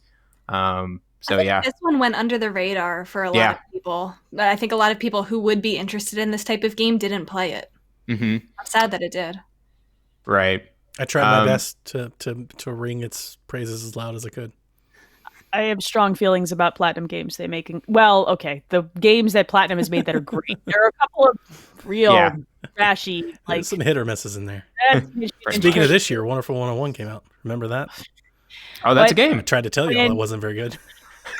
When Platinum makes games with combat that's Platinum combat, no matter what else they bring along for the ride, they're fun every time. This one actually is one that I need to play, and I own it because of reasons, but I haven't had time yet. I think it's one of Switch's best exclusive games. I agree with that. If I had to make a top 10 Switch game list, it'd probably be on it, and I would love to see a sequel. I do think, like, if you're trying to capture a screenshot from a Switch to prove like how pretty games can be on it, I think Astral Chain is a legit contender to take that screenshot in. There are some set pieces in Astral Chain where the neon lights and the environment and everything come together with the characters that are really, really pretty, and the visuals far outpunch like what the Switch is technically capable of. They made some aesthetic choices that served in their favor. Like giving that neon like future glow to anything on Switch helps it a lot. So it was a good call. The combat's super fun. Yeah. And once you like freaking beat a monster, and like it's like you have them, and it's just that one next button problem, like I got him. It's like so satisfying. So Astral Chain. Good pick. Awesome. I'm really excited to talk about this next one. It's number 2 for my games that are older, and this one's much older, that I played for the first time this year. Pong. I did. It's not Pong. It's not that old. Rogue. This is a game that I've wanted to play for a really long time, but just for whatever reason haven't played it. Finally decided to, and it's Earthbound. And I played Undertale a few years ago when it came out, and Undertale is one of my favorite games of all time. And everyone told me, you got to play Earthbound because that's, why Undertale exists. I knew going into this game that it was going to check off all the boxes for me because it's quite obviously my type of game. I almost was worried that I was going into it with way too high expectations, but not at all. This is one of my favorite games of all time as well. I played it alongside with somebody who was playing it at the same time as me, so we were able to talk about it and just kind of share this world. And again, I know I sound like a broken record here, but the world, the characters, the story, it's all sorts of bizarre. I've never played, and Undertale has that too. Earthbound has so many bizarre things in it, from the music to the way some of the characters talk to just little quirky things in the battles. There's references to other things. It's totally making fun of, life in America. It doesn't take itself too seriously. There's a healthy amount of fourth wall breaking. This game's really special to me. I'm really glad that I finally played it. I need to play Earthbound Beginnings. I need to play Mother 3. But I don't know. This was just exactly my type of game, and it's not for everybody. I absolutely understand that it's not for everybody. Elaine, you sound really excited. It's one of my favorite games of all time. And I played it when it originally released. So I have a canvas painted on my wall.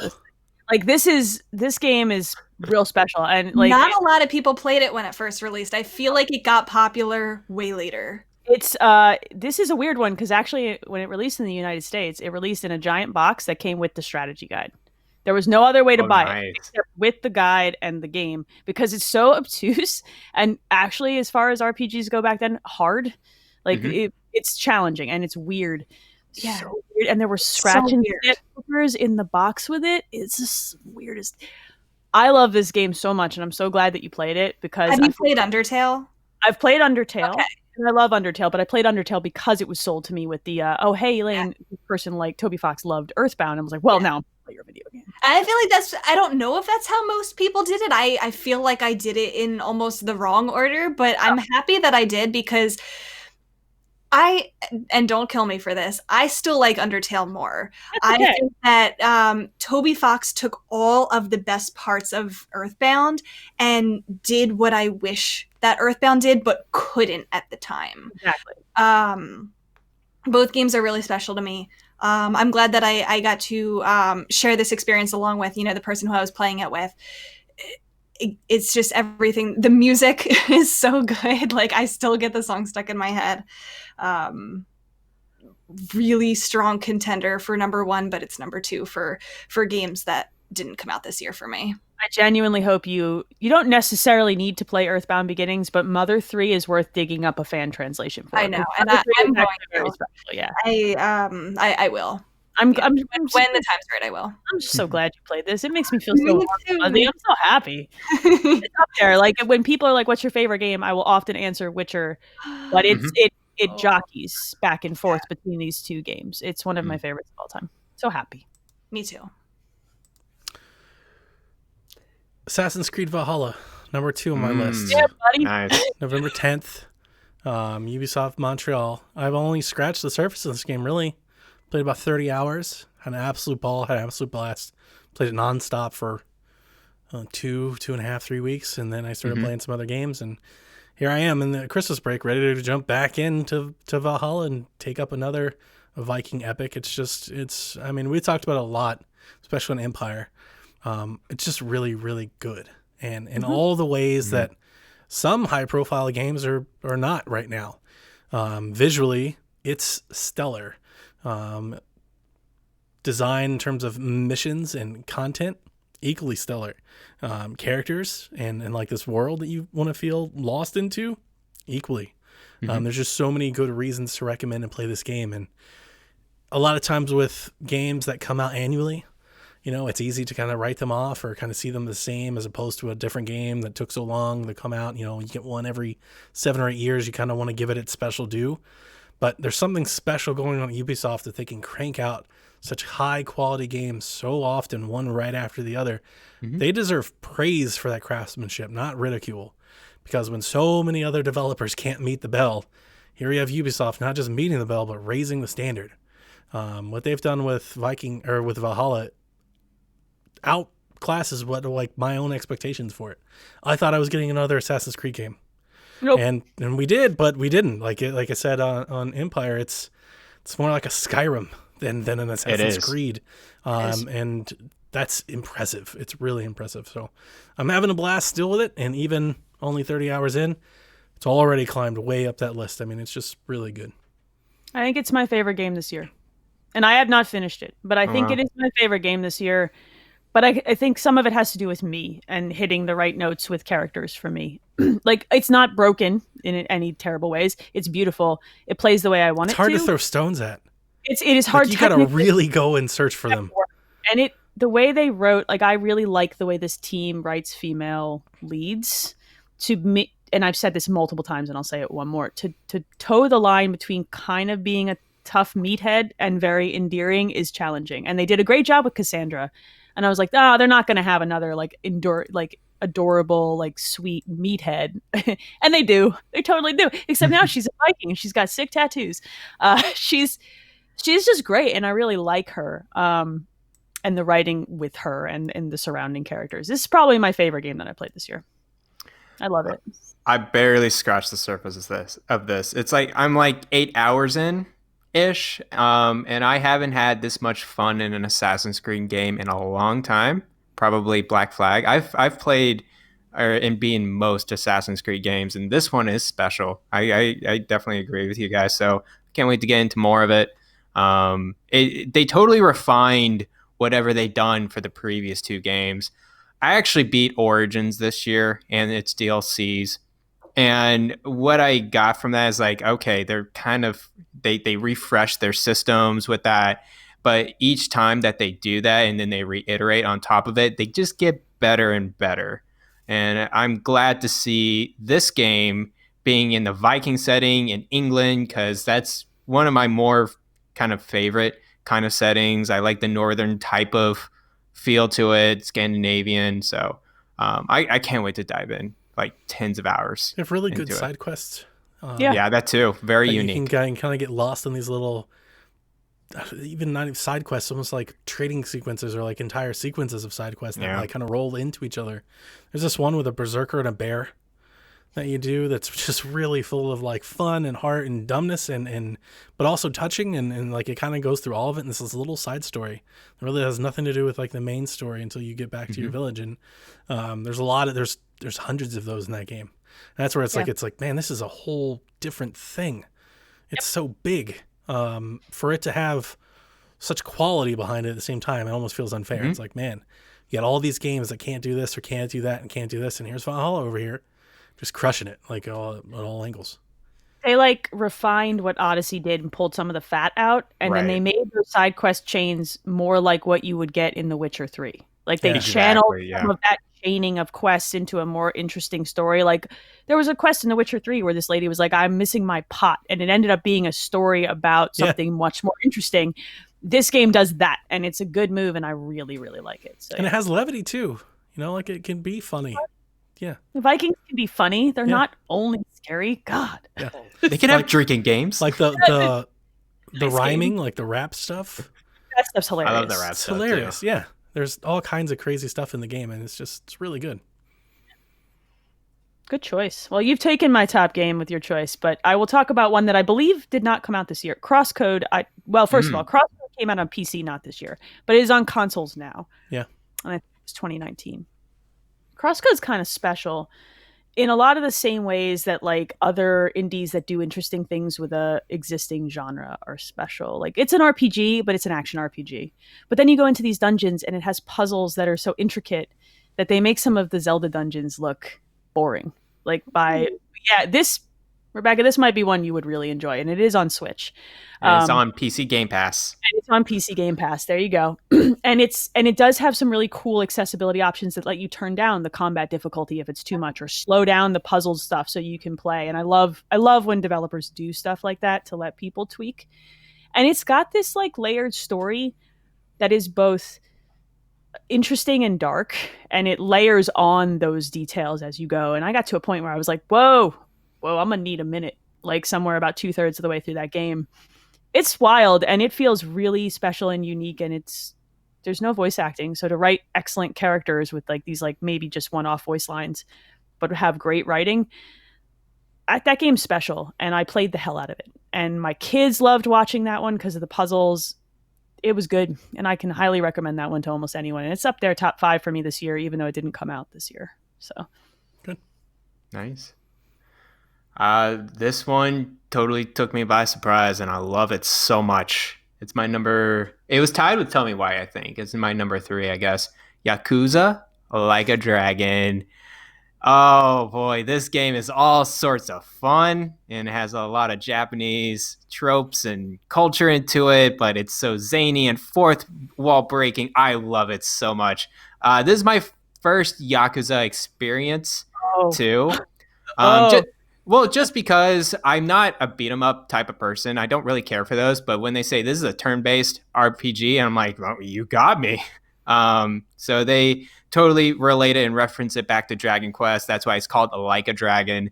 The main hero or the main character, he has such full of personality. He's so confident.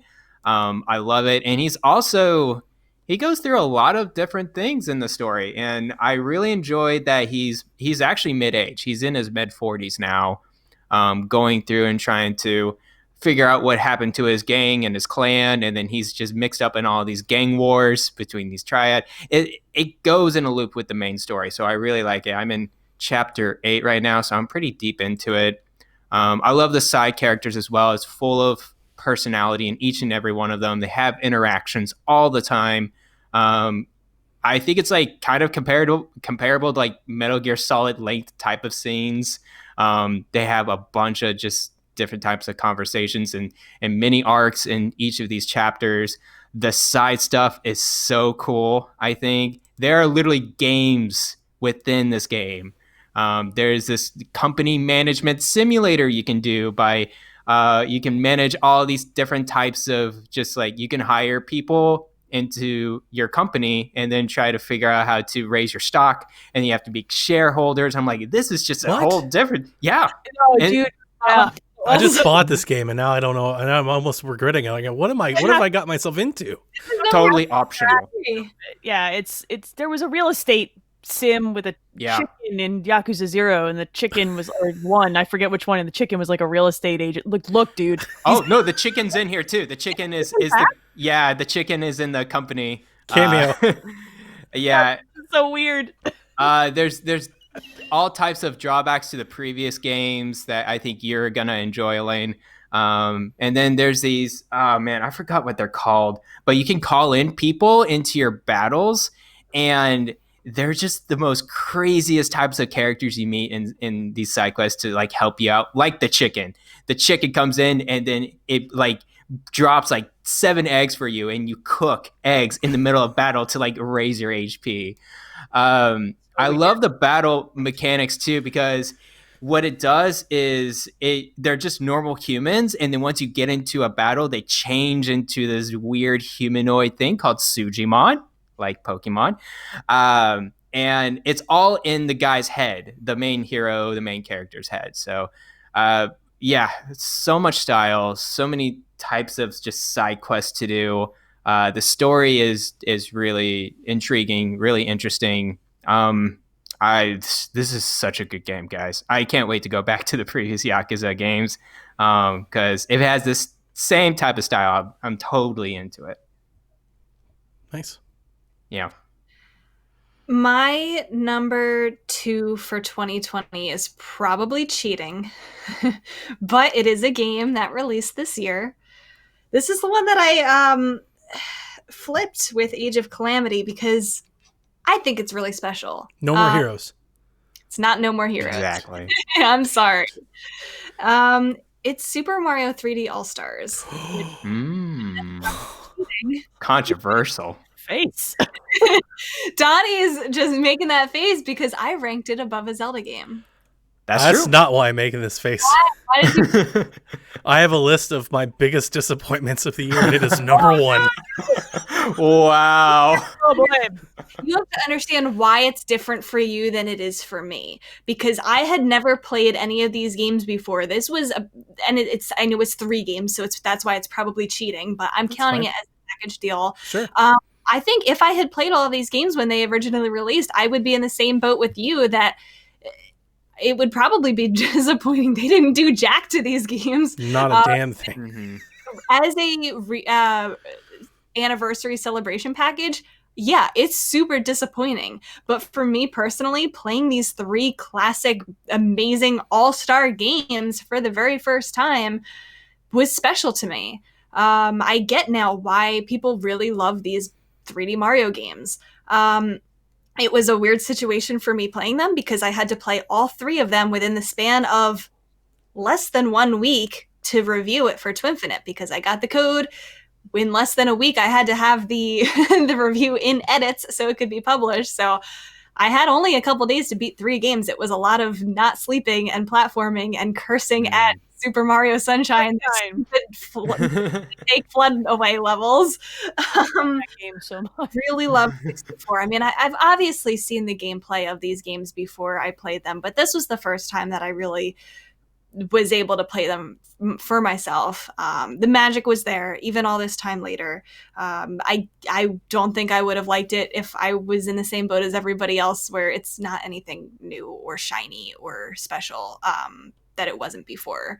But playing it for the first time in the circumstance that I did, it has to be number 2 for me. There's no choice. It's a special game in the sense that we've been on this journey all year together, the 3 of us, and we've been talking about that game all year from the moment it was rumored in the original VentureBeat post. I'm not sure how long you guys have followed Jeff Grubb, but I feel like Jeff Grubb really got the train rolling for him on this year when he published that and everybody started sharing it and all that. And then having him come on the show and us talking about it and having us talk many, many episodes of all of our hopes and dreams and expectations and how good it could be and what they could do. And then to get what it actually was and not even have what I would have considered the basics. I get that. Basics of an up-res. Like at the very basic, do 16:9. Widescreen for everything. Free camera. Like these are the basics. The basic things that you would hope for them to do, and they did none of it. And I ripped them for it in my review as well. It's why it didn't get, the score it They had developer code left in, and they still had bugs. It's like, guys. And it's time. The originality. Nightmare, but we have better ROMs of these games than this. That's true. I'm in 2020, the magic's still there with my first experience with them. It's, still incredible games. Glad to have them. Yeah, I agree. I think it's cool to hear and heartwarming to hear that games that I have a long storied history with, especially these particular 3, held up for you, because it's so easy for me to love a game. Earthbound 2, you've had a real year for me. With games like that you fall in love with, you're like, is it just my nostalgia and it's carrying me through, or are they still special to people? And it's cool to hear that they are, Yeah. Yep. I'm down to my final game, so I think you guys have more games. I have I have one from my older list and one from my 20. So you still have 2. Garrett, you still have 2? I have 1 from this year and then 2 from other years. Okay, so how about you 2 go? Yeah, you guys go ahead. Sounds good. I will do my number 2 of from that I played this year that released from other years. It is my Game Pass game of the year, I think. Time Spinner. That game's rad. I'm so happy today. Yeah, so I played this game around, I think it was like March or April. I saw it leaving Game Pass, and I was like, oh, that's a game I meant to like actually get into. So let me play it before it leaves. And I'm just so surprised how really well made it is. It is a Metroidvania that has its own style, and it plays super well, and the story is kind of unique. I like how there's like you can control the orbs that are like around you, and then there's like different types of orbs that you can like shoot, and then like there's different enemies, and the traversal at the end gets super fast and you get super quick about it.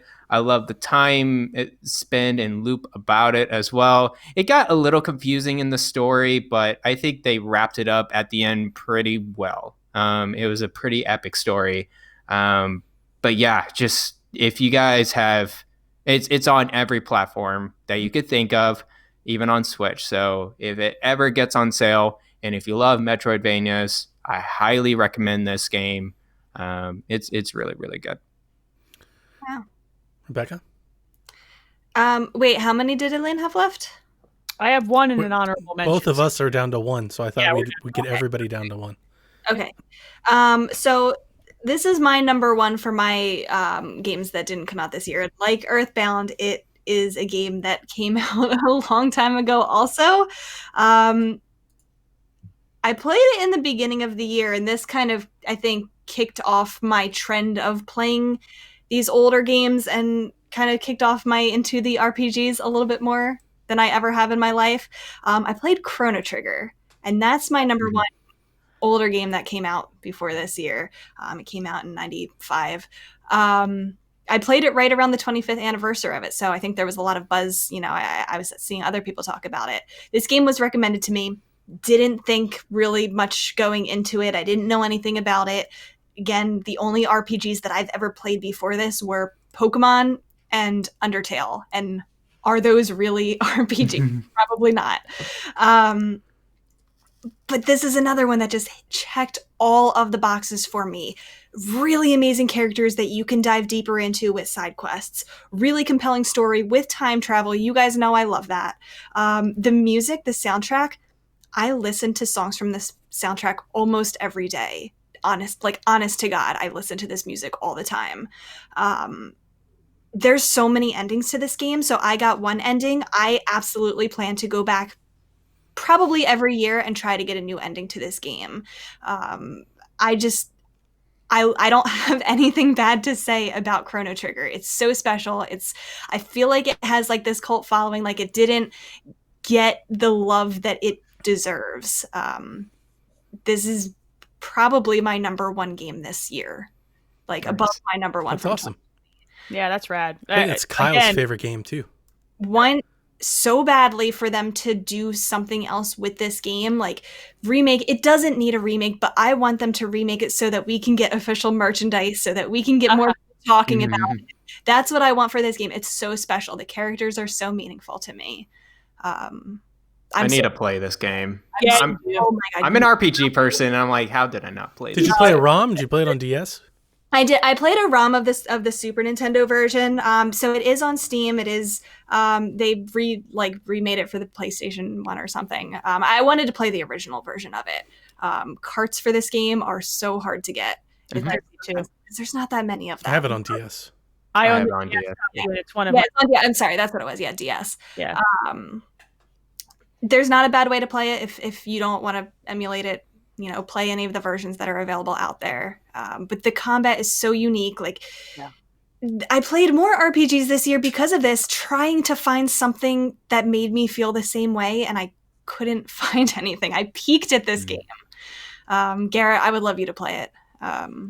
It'll be soon. I have it right here on my 3DS. So I wrote about this one. I wrote about the 25th anniversary for Twin Infinite. Like, I think about it all the time. So yeah, that's easily my number one overall.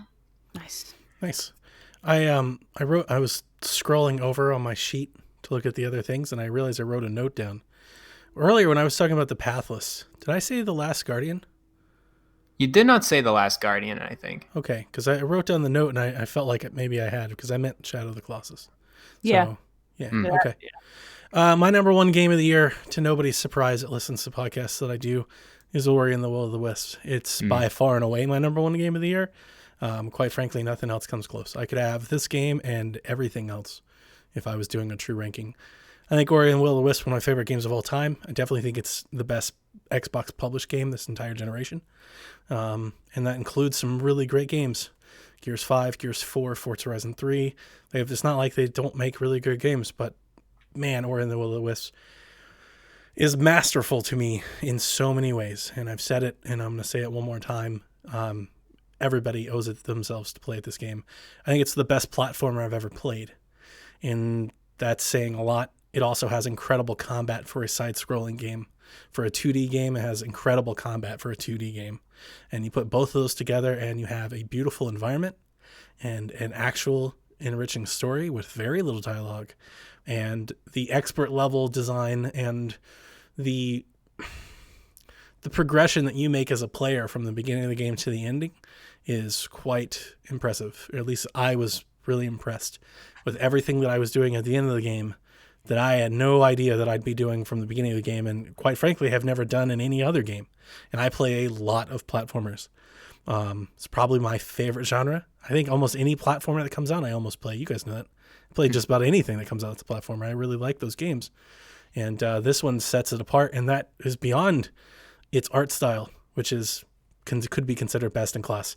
Its music, which I think absolutely is considered best in class. I mean, there's just so many amazing things. Like if you were to pull out a rubric and grade a game on every little subcategory, I think more often than not, Ori and the Will of the Wisp would score 10 out of 10 on every one of those subcategories for me. There's not a whole lot I can say bad about it. Everything it does, gameplay, progression, style, art, music, I mean, all of it is just incredible. So happy that it came to Switch. So happy when Jeff Grubb told me it was coming to Switch. All of it. And it's on Game Pass. You've got to play it. It's one of the best games. My personal snub from the Game Awards. I can't even imagine not considering it. That seems blasphemous to me. It's like, how is that possible? You guys I wonder how many of those people that voted played it, because it just doesn't seem, I don't see how it's possible you play this game to the finish and not see it in that light. It's hard to imagine for me. I think you're right. There was just not a lot of hype around this game. I think you were the most hyped person. I'm in the middle of Ori and the Blind Forest, and that game's really, really good too. So I can't wait to wrap that up. And I wonder how much of that is. Will of the Wisps. Because when Ori and the Blind Forest came out, I liked that one a lot too. But as I said, when this one came out, I finished it. This one blows that one out of the water. I think a lot of people are thinking it's like a very similar or the same game, and they're not. Ori and the Will of the Wisp is so much better than the first one. I had somebody ask me, they're like, I'm going to play the first one first. I was like, don't. Like, I would hate for you to play the first one and give up on it and never get to the second one. Play the second one, because it's better, my opinion, like across the board. It's funny because my last game is actually Ori and the Blind Forest. Wow. It's up there. I haven't played Will of the Wisps. I believe I played Blind Forest before Will of the Wisps came out, and I intend to go play the other game. Assassin's Creed Valhalla is my favorite game this year. This game's up there though, and probably breaches top 5. And it did not come out this year, which is the only reason maybe the rules shifted. But there are a few games without dialogue that can make me tear up. And that one does it. It is an incredibly as soon as you start it. Yeah, right in the beginning. Like, let me so much emotion. And just like that move where you're like, I'm fine, I'm strong, and there are tears running down your face. Like, and you're fine, you're not sobbing, but like it's really difficult to do that, to like pull that kind of emotion out of a human being without any dialogue, without any words. And in very short order, and with just a combination of a scene and some music. And it got me again at the end too. Yep. And games that can do that are special. Games that can do that and make me want to continue to play them, even though they're not all that, are even more special. Like, it's Will of the Wisps is probably a much more complete platformer, but this is still a very good game. Blind Forest has its moments, and there are some pretty good set pieces, but Will of the Wisps is like so exponentially more complex, and has boss battles and like so many varying environments and varying play styles and all the different things you got to do. Because it's so hard to explain it, I think, as somebody who really likes it, because it's not just one mechanic. It's a combination of mechanics. It's how the game forces you to combine all of them together to get to the rally point. I mean, there were moments I came away like we were talking about Doom. There were moments when I did a set piece through Ori and the Will of the Wisp where I had set the controller down. And I was just like, I can't believe that just happened. I can't believe I just did that all of this just happened. Like, I have to reflect on this. Blind Forest has a few of those moments too, where you're just like, ooh, I made that happen. When I had to make that happen, and the window was very small to make that happen. And I think the best platformers are ones that give you a bunch of mechanics that you have to string together to make something that seems impossible when you first look at it happen. And then you do it and you're like, I feel good. That feels good. I feel like I know what I'm doing. And then you go to the next set piece and you're like, well, what do I know? How does the video game work? I feel so dumb a lot in that game. Or in the Will of the Wisp does it better than any game I've ever played. I'm so glad to hear that, and I'm so excited to play that one, because Blind Forest was definitely one of the very few experiences this year that got me kind of all around. Like, it made me feel something, and then it made me feel proud of the gameplay aspect of it, right? Like, Doom makes me feel awesome when I finish a set piece, but do I like want to cry when Doom guy murders that guy? No. But Ori and the Blind Forest got me both ways, like both emotionally and like actual gameplay, and that's hard, and I think that's special. So it's my last one. Garrett? Nice. So I'll be a little bit quicker. I still have 2 games left, but they're my top 2, and they're the final games for each category. First, the games that didn't release this year, but last year, Luigi's Mansion 3. I've talked about this extensively in Shaq, so I won't be too long, but I think every step of the way, this game is so much better than the previous games in the series. It has a lot of charm. The mission structure is just top of the line. I love how you go into a hotel and you have to go through each floor, and each floor is a theme, and each theme kind of just like blew me away, and like it was so whimsical, but also had that Halloween kind of scary type of theme going on there. I just, oh man, every time I think about that game, it's like, man, it's an awesome game, and it's much better than I originally thought it was going to be. The bosses were really well made as well. There's so many different types of bosses. There's so many more bosses than previous games. But yeah, that and the level of interactivity in Luigi's Mansion 3, really, really good. So Luigi's Mansion 3 is that top of the game for that category. And then my final game of the year, I think everyone knows this, Xenoblade Chronicles Definitive Edition. And again, I've talked a lot about this in Shaq, but really quickly, it's probably one of my favorite JRPG stories, of all time. I think the last one I thought about the story of a JRPG is Persona 5. So it's up in that level. I just love the characters in there. Shulk is very complex as well, and like the story you take on with this adventure, it battles a lot of themes, and it's really interesting to see this type of game being made just out of the blue, being so well written, and the world that they created is just so good. It felt like a long drawn out movie to me, with a lot of RPG type of mechanics. Um, yeah, it's just every time I go back to it, it's like this is a great JRPG. That if you are a JRPG person, this is like play this game now. And but yeah, those are my top two games. Hey, so I mean, I love that you love that game. I've been telling people for a very long time about that story. I wish the remaster was better. Yeah, it's still the best way to play, and it's on Switch, and that's cool. I liked it. and I think the DLC is really good as well. Wrapped up some character arcs in I there. still never even got to it, and I think I was more excited about that, and I didn't even play it. I need to. Yeah. My last number one. Were you going to add to what was on Garrett's? No, I was just going to transfer to you. So yeah, keep going. Oh, okay. Yeah, sorry. So my number one of 2020. I'm a little bit sad didn't make anybody's list at all. Uh-oh. I mean, you guys know it. It's Animal Crossing New Horizons. That shouldn't come as a surprise. I've put more hours into this game than most other games that I've ever played in my life. I'll continue to put hours into it. It's the kind of game that I went into this expecting to play for several years. I don't play every single day, but I play most days, even if it's just for a few minutes. The only other Animal Crossing game that I played before this was New Leaf, and a little bit of Wild World. I played a good bit of New Leaf, but not like this. I didn't have the social aspect of the game when I was playing New Leaf because I didn't have any other friends who were playing it. That's different in this case.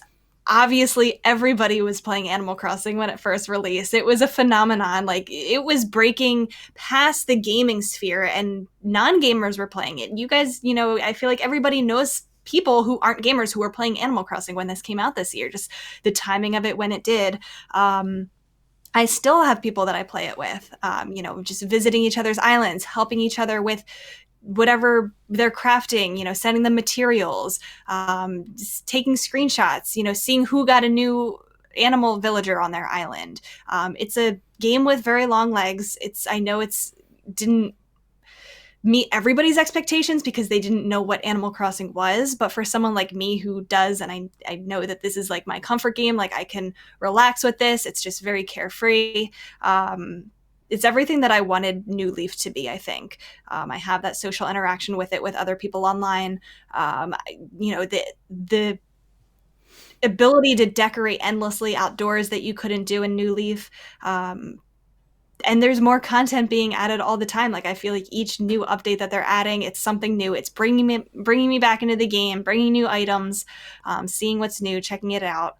This is definitely my game of the year for hours put into it, if nothing else, but just that it makes me happy. And I feel like it's not the best game of 2020. When they had the Game Awards and stuff, like, I knew it wasn't going to win Game of the Year, as far as the best game goes, because there's a lot of things wrong with it. But I feel like it's the game that defined 2020. When it came out, it was what the world needed at the time. It's kind of like what Pokemon Go did that year when everybody was playing it. Like, it brought everybody together. Everybody was there. So that's why that's my first game of 2020. I think Nintendo would happily give up that trophy as they cash their deposit check down at the bank. Exactly. None of that matters. But I feel like if we're talking about like just defining games, like, you have to talk about this game in 2020. Oh, sure. It was my honorable mention, like the last one I probably would have thrown in. And it's not, I skipped all of Animal Crossing between the GameCube one, which I played in college, right? This is, now you all know how old I am. Probably the oldest one here, which is upsetting for a multitude of reasons. But I played the GameCube one in college, and I distinctly remember staying up until midnight on New Year's Eve so I could log into the stupid Animal Crossing. I was like 22. I was a baller, kids. But like, that's what I did on New Year's Eve in my first apartment. I was maybe 22, 23, something like that.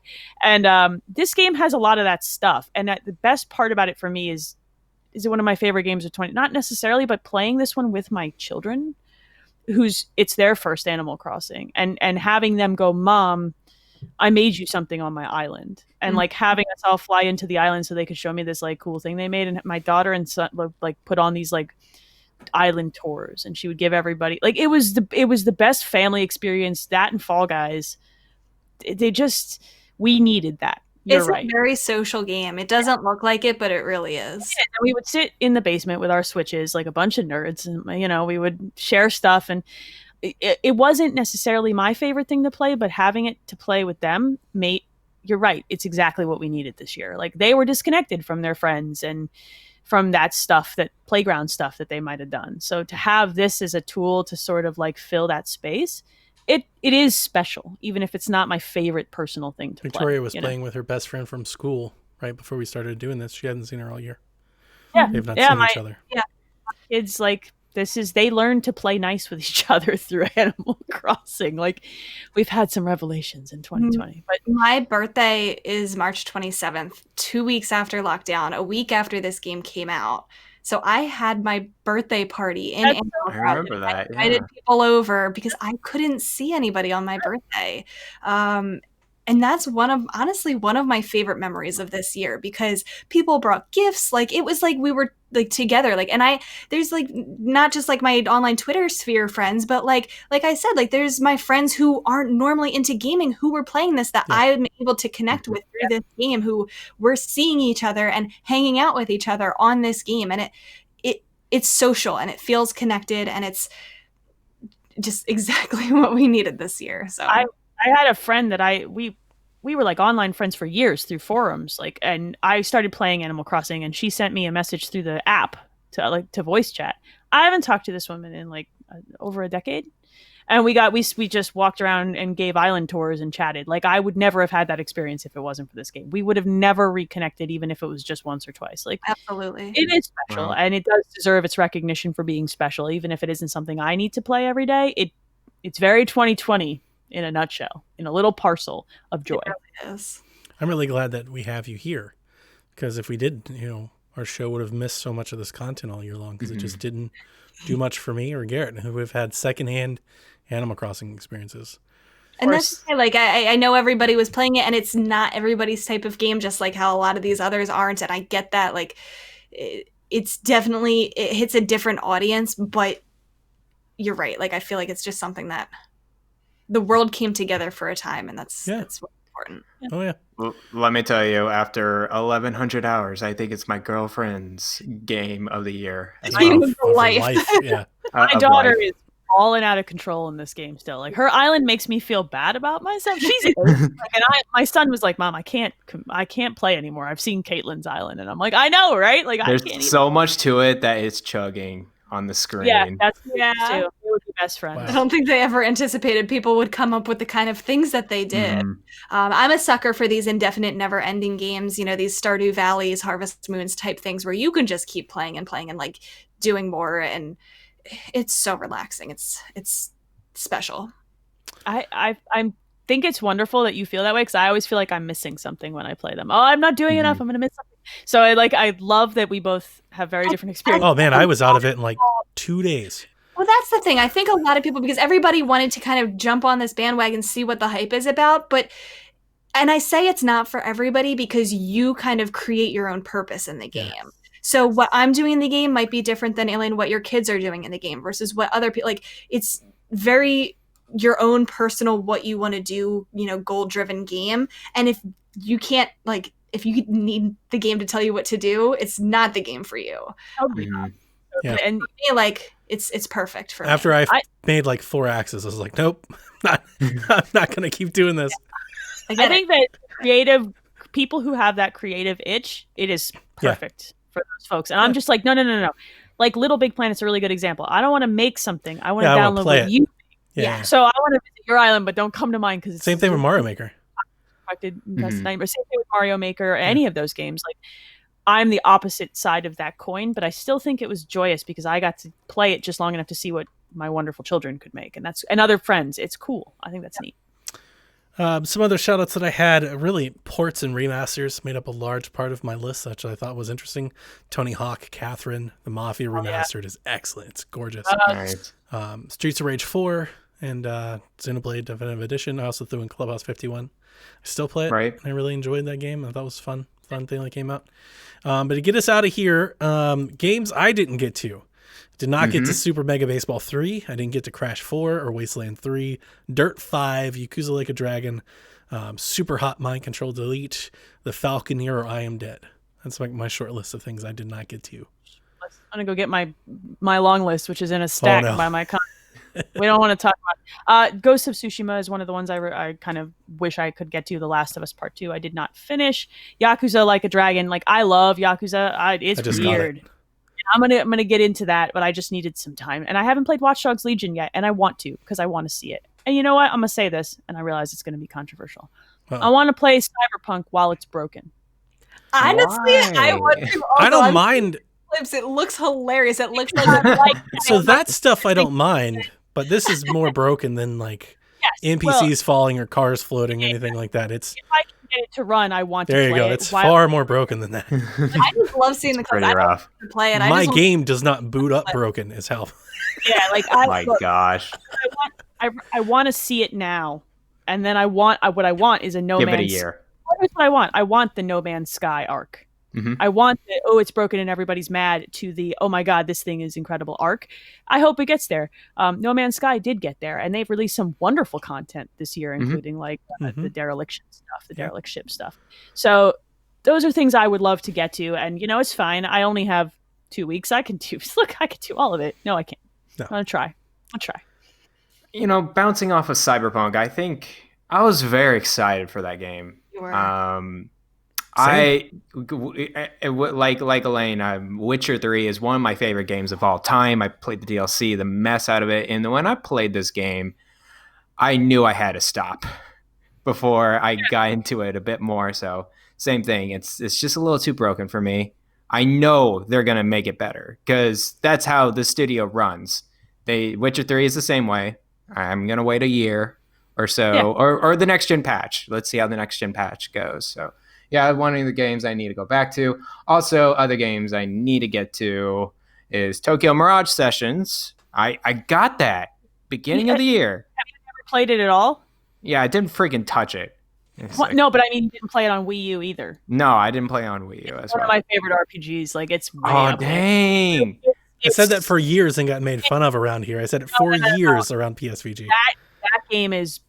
I like that game better than some of the Persona games. I like that game better than Persona 5. That's saying something. All right, I need to get to this game. Persona 5, but that game is special. You need to play that video game. Got it. Ghost of Tsushima is another game I really need to get to. Persona 5 Royal. I play Persona 5. I need to get to the Royal, but that's another 150 hours, so we'll see about that. Other side, I talked about this game a little bit. It's an indie roguelite turn-based game. I played like maybe 6 or 7 hours into it. I just need to play a little bit more. Glowing reviews.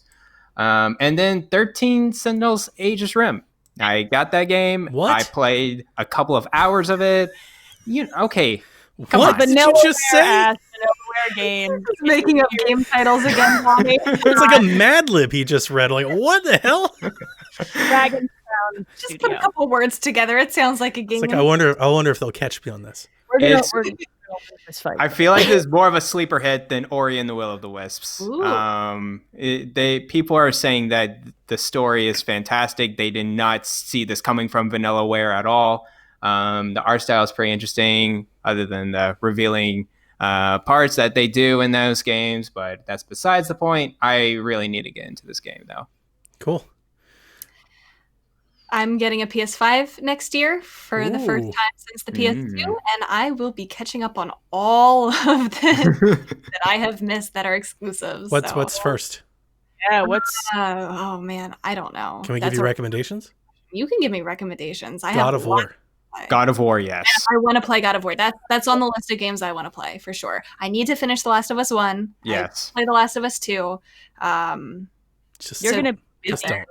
You're gonna busy. I know what happens in both of them, so it's not going to be a surprise, but I still want to. Okay, Mm-hmm. cool.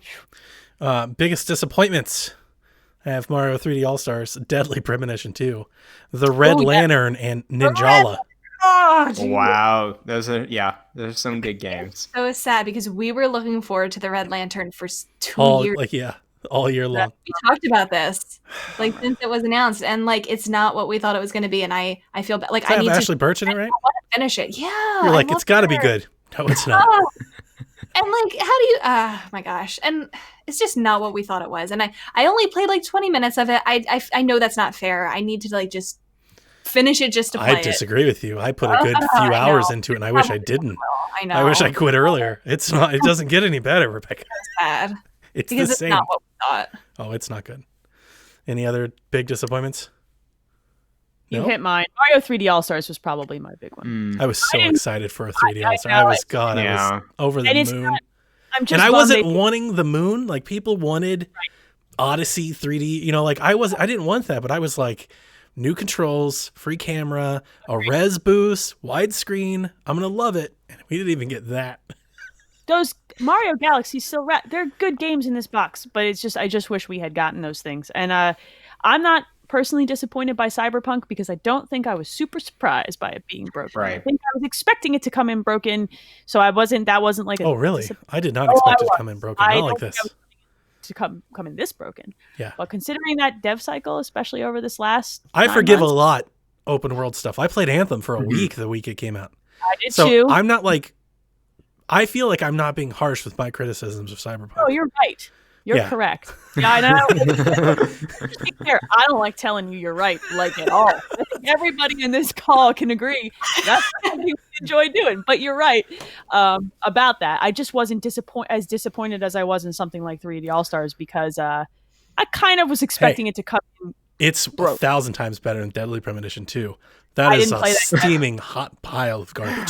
Oh my gosh, that game. I have so much more regret buying that game than Cyberpunk. And Cyberpunk doesn't even boot right now on PC, and I'd still rather have it than Deadly Premonition 2. Be happy. Let's end on a really fun note. What are your most anticipated games for next year? That we know are coming next year? Sure. Or you think's coming next year? Let's make that rule, because otherwise you can think it's coming next year, and if it doesn't, it's fine. You can think so. Do you guys need some time? Breath of the Wild 2. Okay. I like your enthusiasm. I like not coming next year, but all right. Here you go, Rebecca. Pokemon Snap. Yes. Yeah. Ooh, okay. Yeah. Definitely coming next year. Yeah. That's got to be at the top. Sports Story. Sports Story. Yeah, that's a good one. My next fully anticipated game, Bravely Default 2. Nice. I can't wait to get into that. Persona Strikers. Persona Strikers 2. Dudes. Left, right, jab. Look, Hitman 3 comes out. Ooh. Right. Oh my gosh. About Hitman 3 because I love being a crazy murderer and throwing muffins. Monster Hunter Rise. I'm totally. I pre-ordered that, so let's go. That's exciting. Yeah, and the Mass Effect collection. Yes. Mass Effect trilogy. Yeah, that's up there for me too. So the ones that I know are coming out, that and Pokemon Snap. I've got The Artful Escape, Tunic, Sable, Lego Star Wars, Resident Evil Village. I really hope Village. And 12 minutes. The Medium is also one I'm looking forward to. Yeah, next month. Not even next month. It's next week. It's 2 weeks away. Oh my gosh. Yeah. Scott Pilgrim out. Scott Pilgrim. Scott Pilgrim's another good one. You've got to get it, Rebecca. If you don't get it, I'm going to buy it for you. I need to watch the movie. You haven't watched the movie? No, We've been over this, Rebecca. Oh my god. You told me, other people have told me. I know, I need to. What if we ground her from the podcast until she watches it? Rebecca, you just can't come back. I promise. If you ground Rebecca from the podcast, it's just, what are you doing? You two boys, really? Come on. She's got to watch the movie. I promise. That's my promise to you. She's going to love it. Rebecca, Scott Pilgrim, it represents our age group. Metric alone is worth watching the movie for. All the video game stuff on top of it is just a cherry on top. Yeah. I'll do it. It's so like good. A little peer pressure in 2020 to watch a movie. I love it so I'll just much. send it to you. I'll just give me your address. I'll Amazon it to you right away. It's a cult classic. It's like $3. It's not even. Yeah. I think it's on Netflix. Oh, I think wow. it is. I think it's on Netflix. I think it is. She's like, I scroll by it every day. And I think of Donnie every time and just keep scrolling by. I'll do it. I'll play the game. It'll be there. Yes. All right. That's it. That's a 2-hour final end of the year extravaganza. Hopefully you made it to the end. That's crazy. I don't know if anybody's gonna make it this far, but that was a lot of games we just went over. So hopefully you all enjoy it. And yeah, final episode of the year for all of us. We've now all earned a nice break. Oh, hell yeah. I will talk to you all in 2021. Merry Christmas. Merry Christmas, everybody. Bye. Bye-bye.